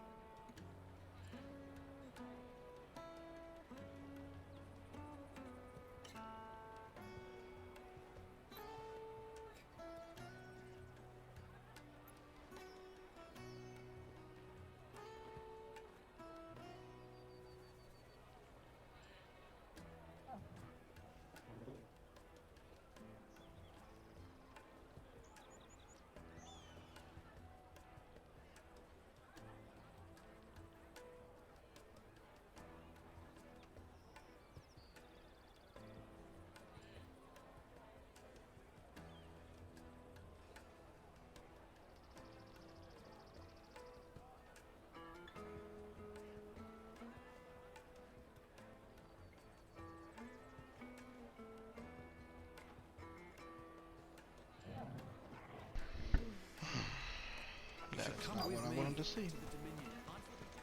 But I'm not going to get into it. Come, taste my peaches. They're sweet as nectar. Excuse me, do you mind if I ask you something? Can't stop you. I was just wondering if anyone has asked you to do anything out of the ordinary recently. Anything you grown-ups ever ask us to do is shut up and go away. So guess what I'm about to tell you to do? Sorry. I'll leave you alone.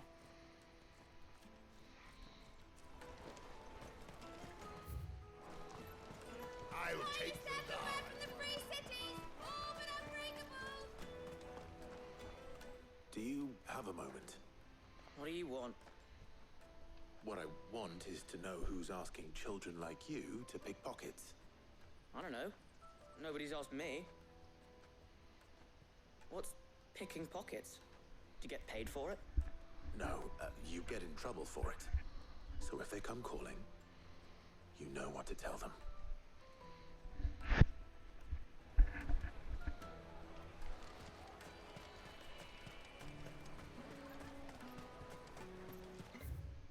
You won't find anything of this quality in Twinside. Come, taste my peaches. They're sweet as nectar.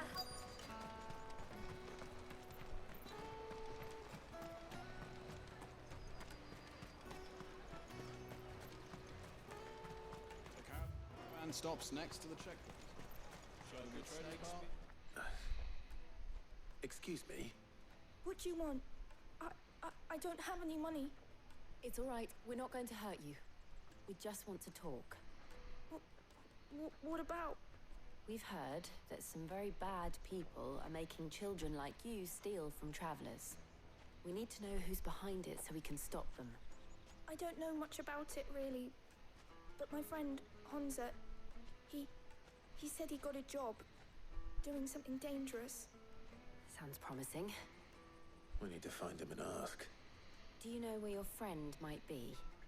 He's usually by the tents outside town. Thank you. You've been very helpful.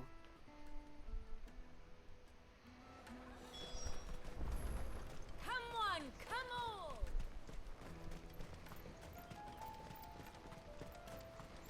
Peaches and pears, beets and beer.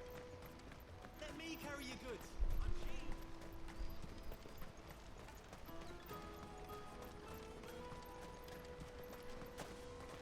That's that then. She must have meant the refugee camp. Let's hope he's still nearby.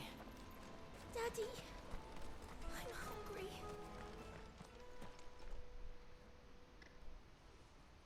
That big fat donkey was easy pickings.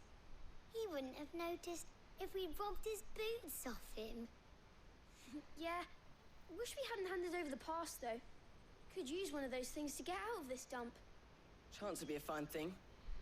The moment they found out, they'd string us up by our guts. Would they now? Perhaps you'd like to introduce us to these charming characters. Shit, we're in trouble now. What do we do? You two get caught if you want. I'm off. Hunter, where are you going? So that was Hunter, eh? Jill, you watch these two. I'm going after him. All right.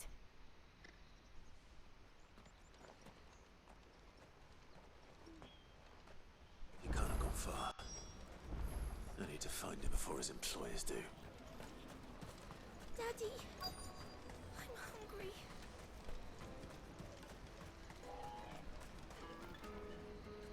Did you see a boy run past? He stole something from a friend of mine. There was a boy ran back there towards the Chocobo pen, but... Thank you.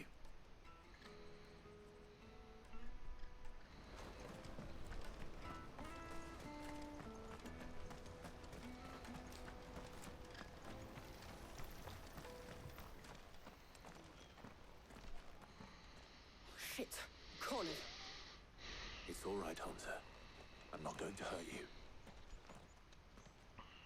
I just want to ask you some questions. Fine. Not like I've got a choice. I'm looking for the people who are making you steal for them. Who are they?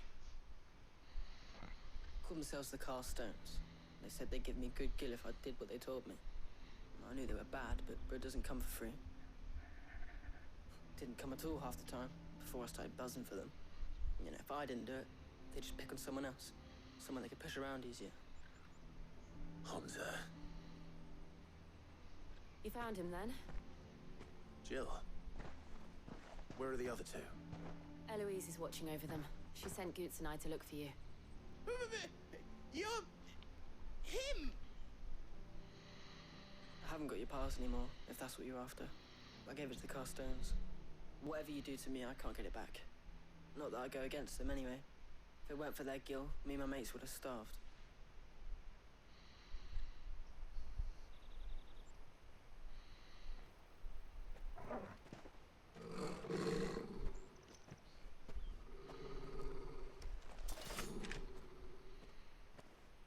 Cowards. You will not force another child to do your bidding. Wait, we're not... Don't hurt him.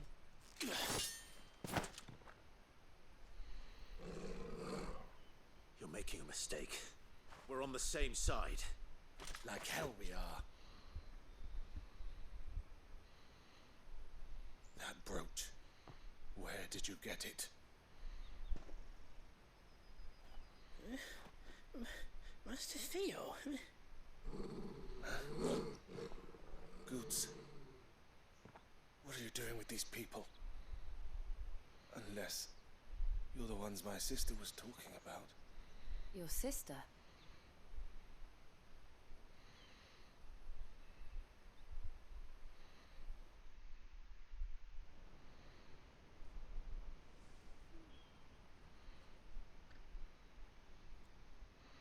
Eloise didn't tell us she had a brother. And why would she? I'm just a back and a blade. Theodore, at your service. Sorry about before. Theodore, what do you know of the cast stones? Vultures who have made Boklad their hunting ground. They prey on the desperate, stealing from those with gil and bullying those without it into joining their flock. I'd been looking into their activities in hope of sparing the refugees any further hardship. But it seems they've already stooped even lower than I'd feared. Hansa's a good lad. Don't blame him for what they've made him do. If he and his friends hadn't agreed to work for the stones, some other poor souls would have. On pain of death, most likely. Clive, was it? And my sisters asked you to help put an end to the pickpocketing. Then we all want the same thing.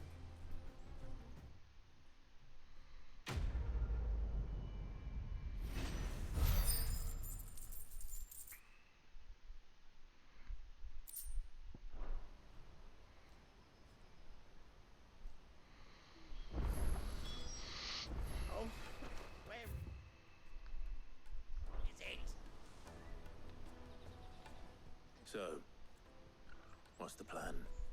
What else? We find the cast stones and we crush them. You get your trader's pass back, and I make Boklad a safe place again. All right then. All right then. Hansa, where are they camped? Don't worry. They'll never know you told us. Couldn't if I wanted to. They always come to town to collect the passes. Meet us outside the gate. I tried following them once, but they spotted me halfway down the trail. Said they'd string me up. We'll try it this time. Which way were they going?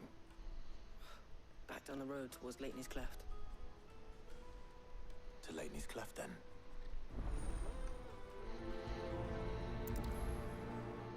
Leitney's Cleft is to the south, past the camp.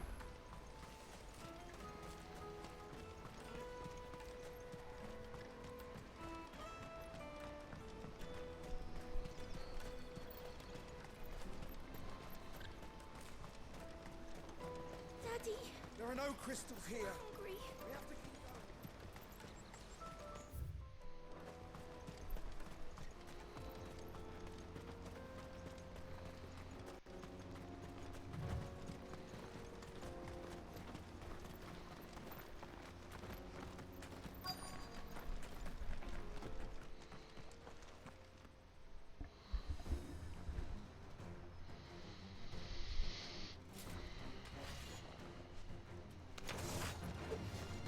one who's been sticking his nose in our business. You should have minded your own.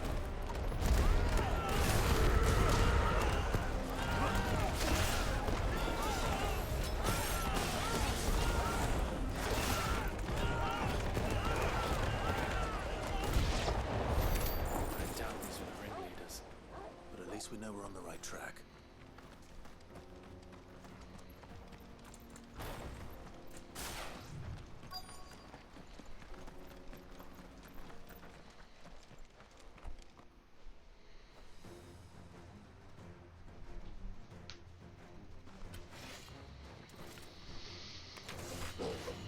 We got company! That's the lot.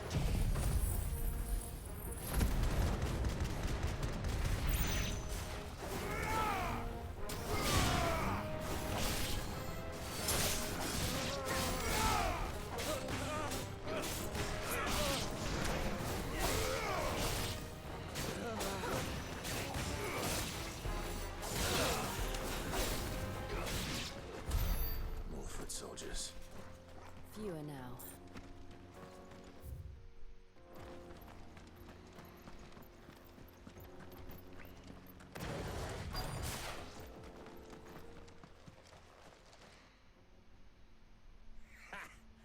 Not a bad haul today, eh? Aye. Some of our new recruits are natural-born ne'er-do-wells. Especially the little ones. That Hans has got nimble fingers, all right. It'll be a shame when they chop them off. But till then, let's make the most of it. Scum. The leaders of the Cast Stones, I take it. They don't deserve any mercy, Clive. I wasn't planning on showing them any. We're ready when you are, Theodore. Oh, I'm ready.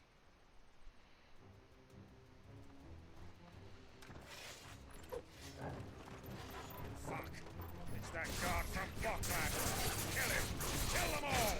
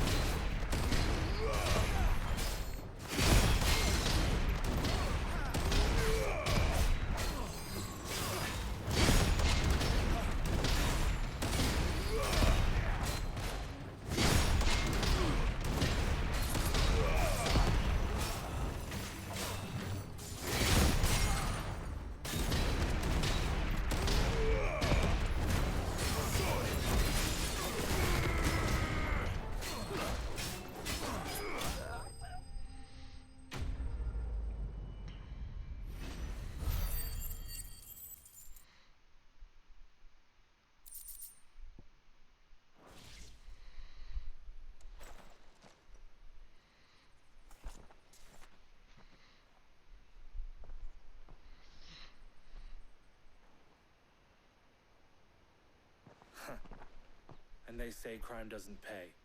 Gold chains, rings, purses.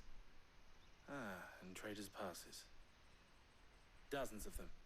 Have the names been changed? Not yet. I recognize some of them. No doubt Goots's is somewhere among them. Now I just need to sort through it all and return everything to the people it was taken from. We should go and give Eloise the good news. Can we leave things here in your hands, Theodore? Of course. Oh, and, be sure to tell her of the part I played, won't you? We'll be glad to.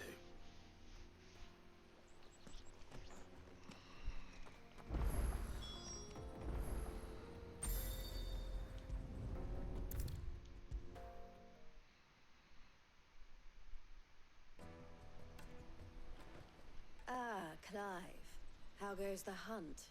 My brother isn't getting in your way, I trust? Quite the opposite.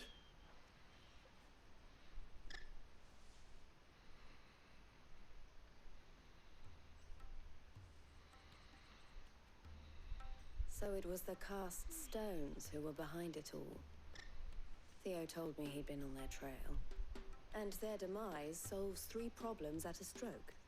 That of the pickpockets, the bandits pulling their strings, and the passes they were stealing. I only hope yours is among the items you recovered. Only time and Theo's return will tell. Speaking of whom, welcome home, dear brother. You are too kind, Eloise. Here, Clive. Goods' pass. Ask him to keep a closer eye on it from now on, would you? I will. Thank you.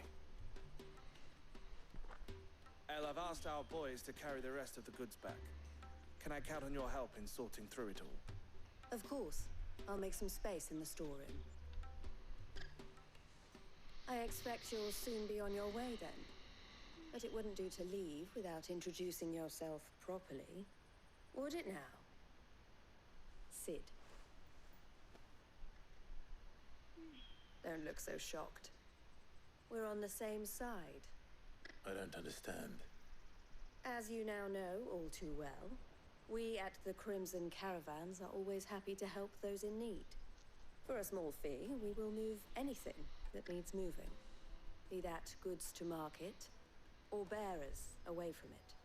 I was the first my sister helped escape. If it wasn't for her, I'd have been branded as a boy. I had no idea. It just so happens that we are seeking to expand our operation. And who better to join forces with than the leader in the field? Wouldn't you agree, Theo? I would. It seems our purpose is the same in more ways than one. So what would you say to working together again? It would be our pleasure. And our honor. The honor is ours. Here, Clive. This is for you.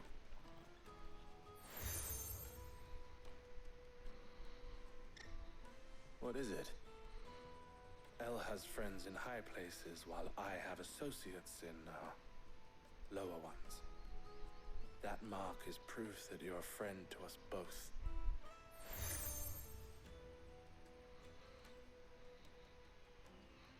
I shall bear it with pride. Well, all that remains is to wish you a safe onward journey. Goots' pass should secure you a place on the caravan, but if you encounter any difficulties, we would be delighted to provide you with a coach of our own. For a discounted price, of course. Say, 9 million? We'll try the caravan. Ooh, a whole 10% discount.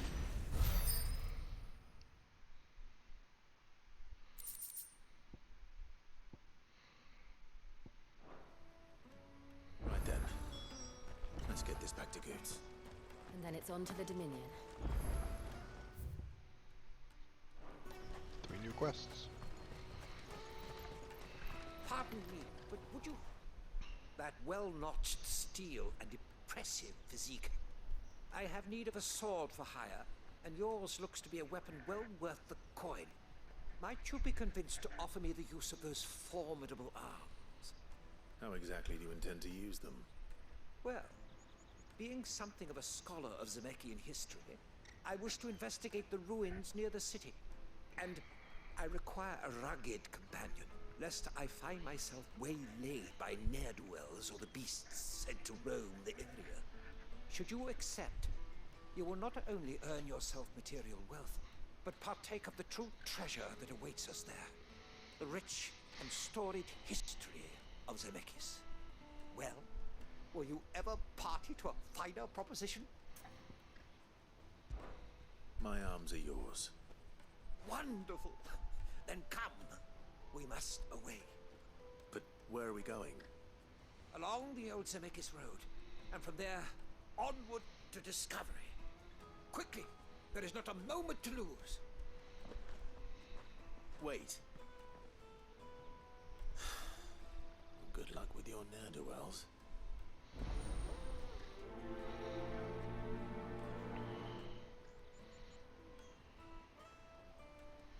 I'd better make sure he doesn't get himself killed.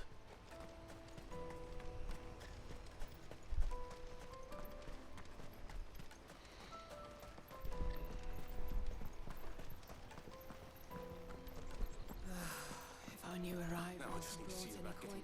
I want to know right away. Bad news. Good, actually. Something worth celebrating for a change. Only trouble is, the serving girl's still new to the job, so I can't leave her while I go and invite those I'd like to celebrate with. What exactly are you celebrating, if you don't mind me asking? I've come by a particularly fine bottle of red. A Gotan 66, no less. Gotan Rouge is the only good thing to have ever come out of the Empire, and most wouldn't part with a 66 if you held a knife to their throats. So I've heard. Oh, so you know of it then? Clearly you're a gentleman of taste. A gentleman who might sympathize with my predicament, perhaps? Would you pass the good news to a few friends of mine? I'll give you a little something for your time, of course.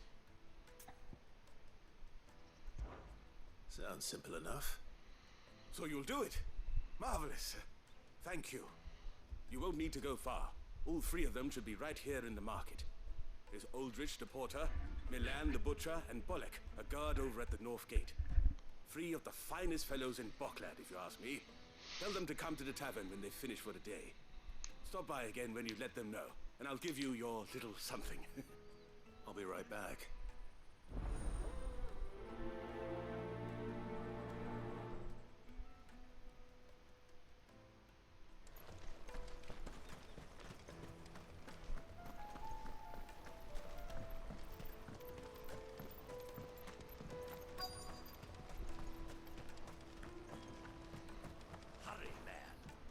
I've been asked to find Aldrich, the porter. I don't suppose that's you, is it? That's me right enough. You need something delivered? The innkeeper sent me. He said there's a cup of Gotan 66 with your name on it when you're done for the day. A 66? Bugger me. If he's just got hold of it now, it must have been in the crates he had me carry down from Sanbreque.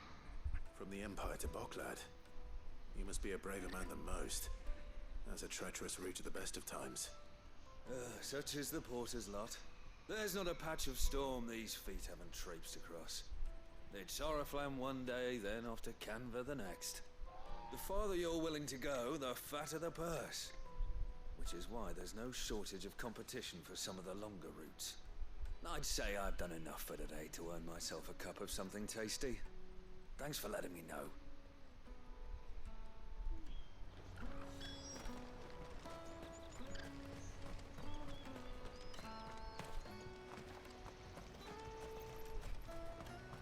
Out of my sight, wretch!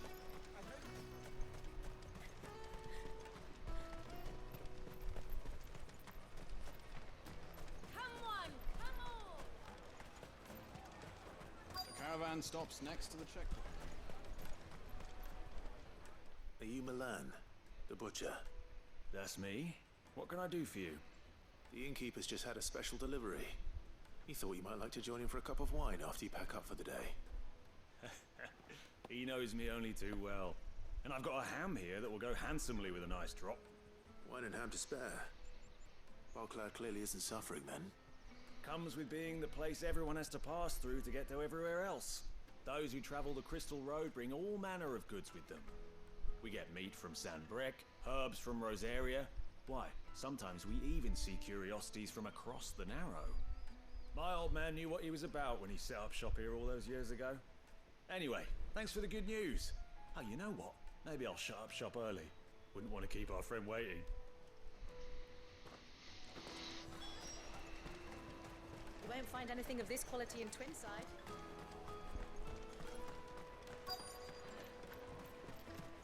The Empire's your enemy, not us. I'm looking for Bolek. I was told he'd be guarding the gate. Well, you found him. You're not here to enlist, I take it? The innkeeper sent me. He's just taken delivery of a rare vintage, a Gotan 66. He thought you might like a cup.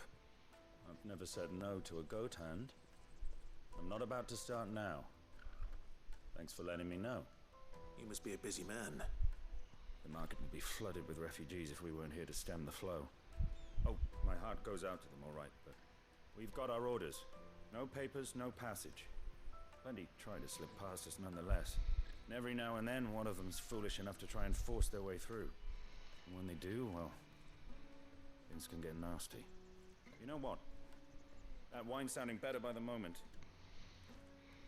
Hold on. I wonder if the innkeeper might spare a cup of that wine.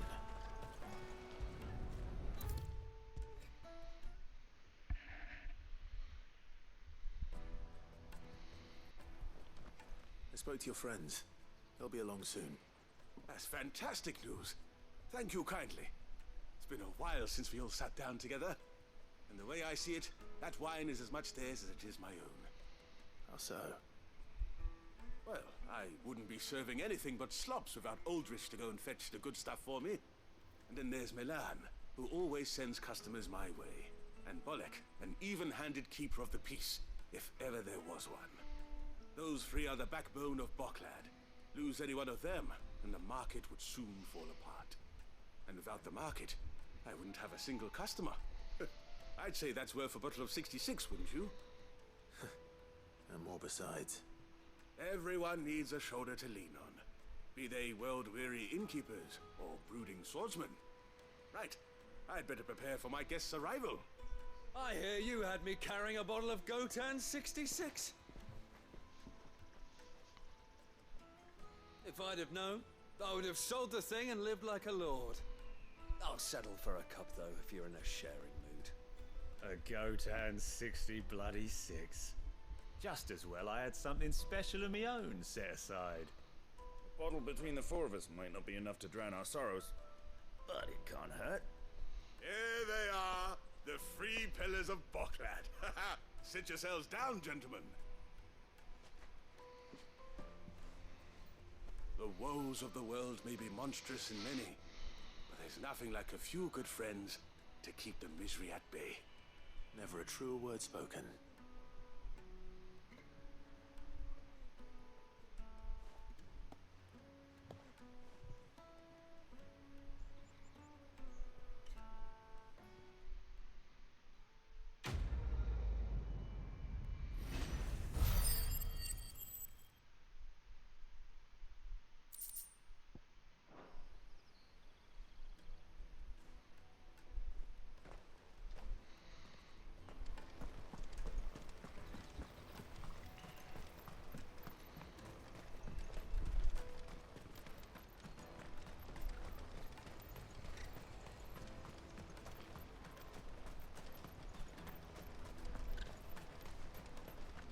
For hire. I see you've been of some assistance to Eloise. Perhaps you can extend me the same kindness? Perhaps. What would I be doing? Finding someone. You see, I've been having trouble with thieves, and despite the many pains I've taken, I can't stop them from rummaging through my packs. I was griping about my lot to a friend of mine a few days back, and he offered to track the culprits down. Now, Joseph's a sellsword, and a good one at that. But he's been gone days, and I'm beginning to fear the worst. Any idea where his search for the thieves might have taken him? The old Zemeckis Road, perhaps? He doubted they would be fool enough to linger here in Boklad. Joseph's lived a hard life. Made him grey long before his time. I just pray he hasn't been killed over a few sacks of grain. Can't imagine there are too many grey-haired sellswords around. Hopefully someone will have seen him.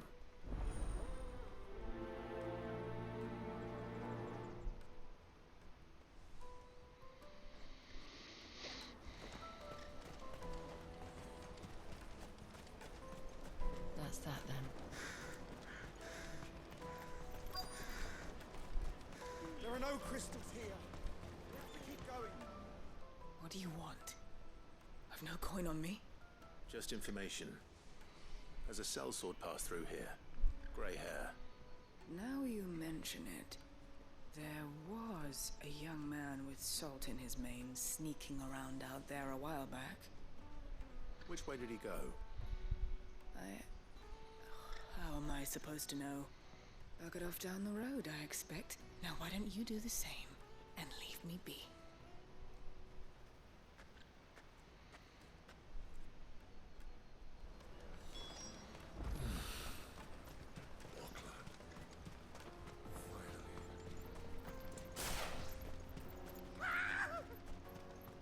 Why am I not surprised?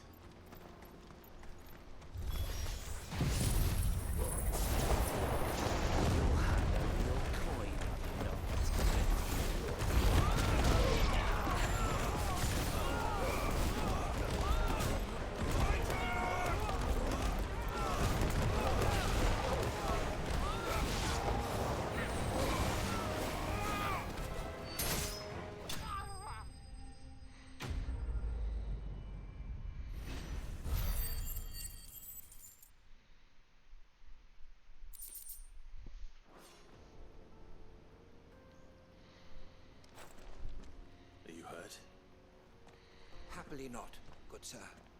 Thanks to your timely intervention. More importantly, we have arrived. Now, feast your eyes upon the marvel before us. Ruins, a relic of the fallen civilization. A sight so common that man is oft blinded to its wonder.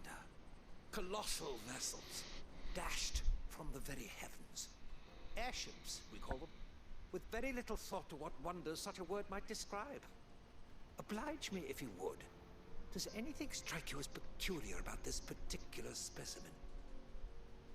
Though we ourselves find fallen ruins to be nigh indestructible, whatever gouged the final sin from the rock cleaved clean through the structure you see before you. A tantalizing mystery, no doubt, but merely one of countless enigmas in which Zemeckis history is steeped. Come, good sir. Our expedition continues, and we still have much to learn.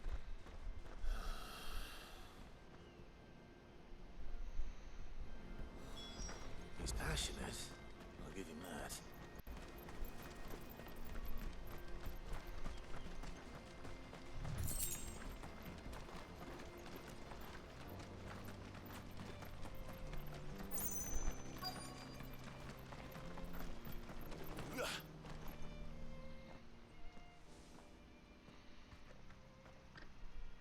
We don't want any trouble. Neither do I. I'm looking for someone. A grey-haired mercenary. Well, we haven't seen him. Yes, we have.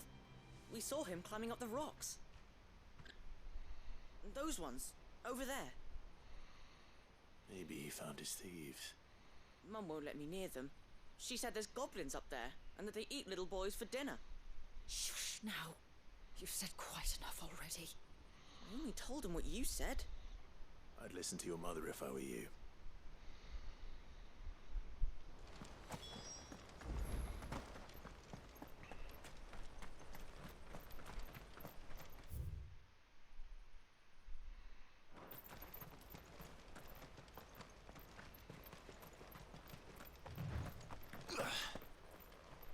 Did Joseph's thieves really lug their stolen wares all the way out here?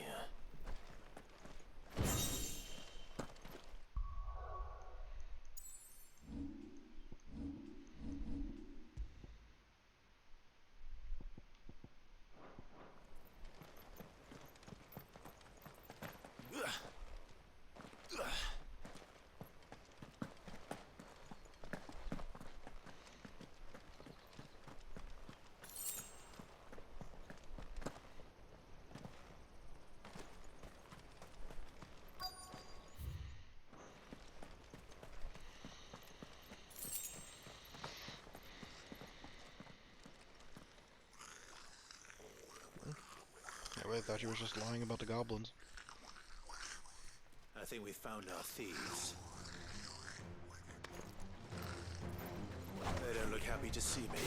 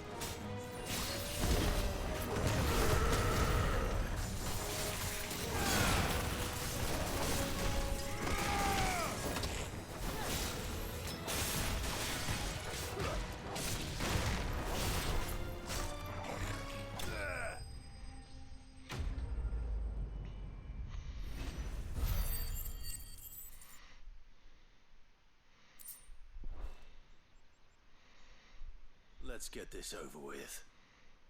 Stop! Don't kill him, he's just protecting his home. Joseph? So the boy was right. I don't know you. Your porter friend sent me to find you. She was worried you might have got yourself killed. Have I been gone that long? It wasn't hard finding the thieves. The problem was knowing what to do with them when I did. I take it things are more complicated than they appear.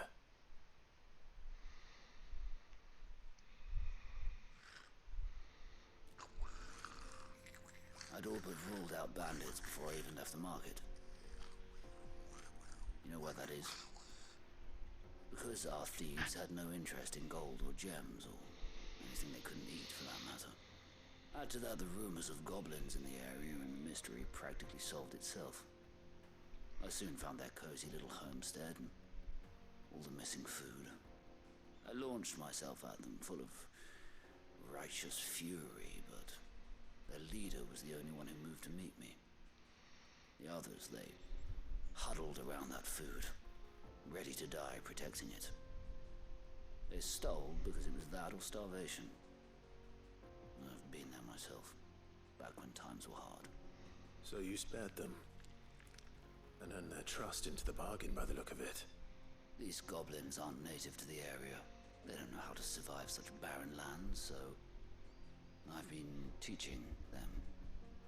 And once they've learned to hunt and forage, they won't be fool enough to risk their necks in Boklad. I'm impressed. I didn't know goblins could be reasoned with. Do me a favor. Let the porter know I'm safe. I'll head back to the market once my work here is done. Oh, and don't mention the goblins. I don't want people coming here brandishing pitchforks. Not now this lot have sworn off thieving. Your secret's safe with me. I appreciate it. Thank you.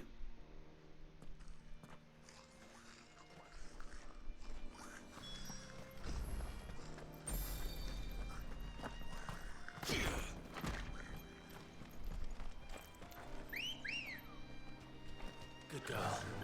Run like the wind.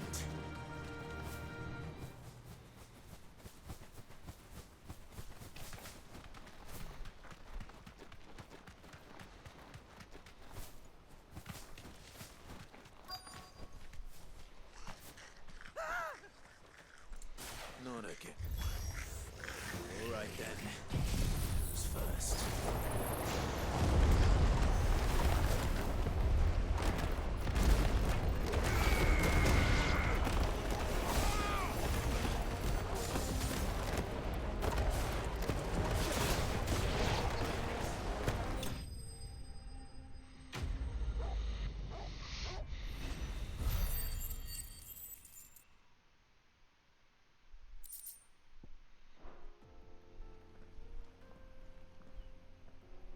You're going to get yourself killed. Oh, that would not do. That would not do at all. Not when such majesty stretches out before us. Behold, the final sin in all its glory. As Moss tells us, a battle was fought here in ancient times. A battle of such ferocity that it tore a great crater in the very land upon which it was waged.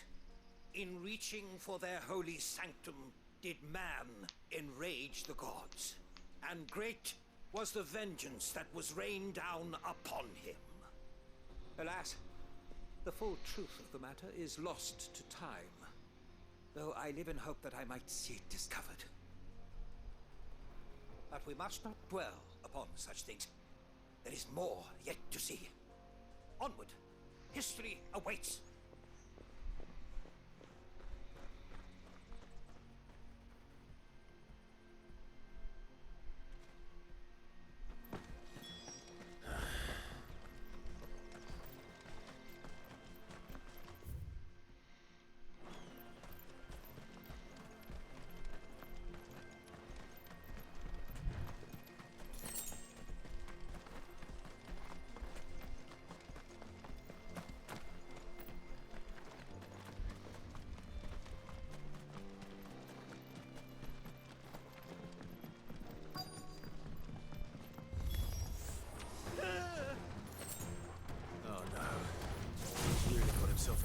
this time.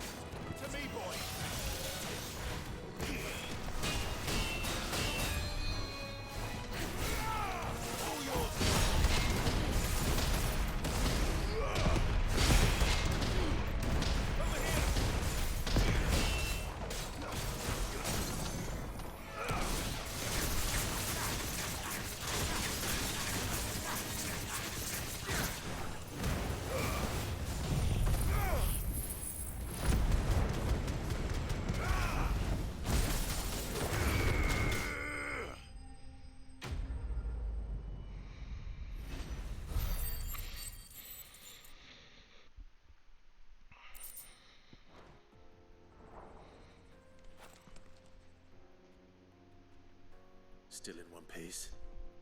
It would seem so. Once more I am in your debt, and once more you impress me with your prowess. These were no ordinary foes, but ones we in the field call echoes.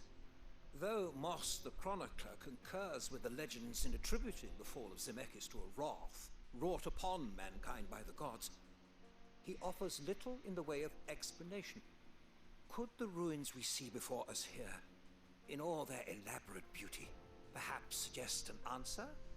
Could the construction of such miraculous edifices have been considered an encroachment upon the province of the divine? Alas, all is mere speculation. One day, perhaps, I will learn the truth. Not if you keep running headfirst into trouble. You are right, of course. And not only have you plucked me repeatedly from the jaws of death, you have proven yourself a willing audience to my ramblings. Glad to help, but didn't you say you came here to investigate something? I fear I may have rather overstated the case on that front. In truth, a captive ear was all I really desired. You see, even my fellow scholars have grown somewhat weary of my musings of late. We could have just talked in town. I came upon the idea of purchasing a companion. A captive audience, if you will. That's what this was all about. I am afraid so. And now, my good man, it is high time we returned whence we came. Fine. Just don't go running off this time.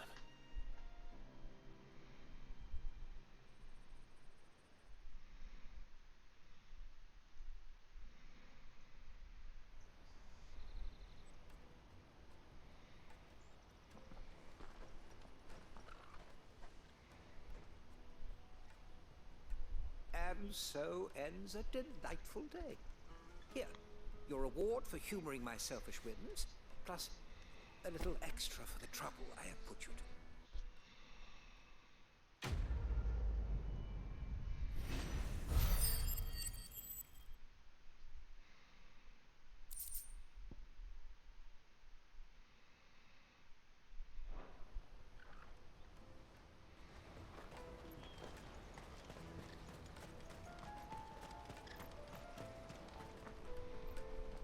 Joseph's fine. We'll be back once he's tied up a few loose ends. That's a weight off my shoulders. He certainly knows his business. You found your thieves all right. And I dare say they won't be coming back. A good man to have around, that Joseph. And if he says there'll be no more thieving, that's good enough for me. Thank you for putting my mind at ease. Here, for your troubles.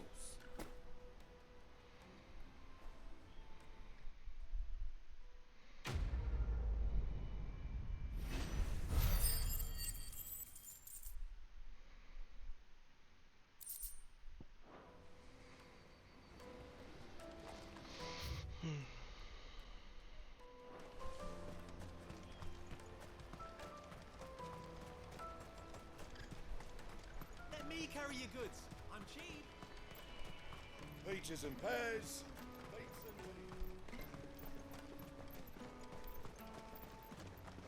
Come on, come on. Caravan stops next. Juicy pears. Slake your thirst without a crystal. What I really want to be is a blacksmith. You gonna do an apprentice? Alright.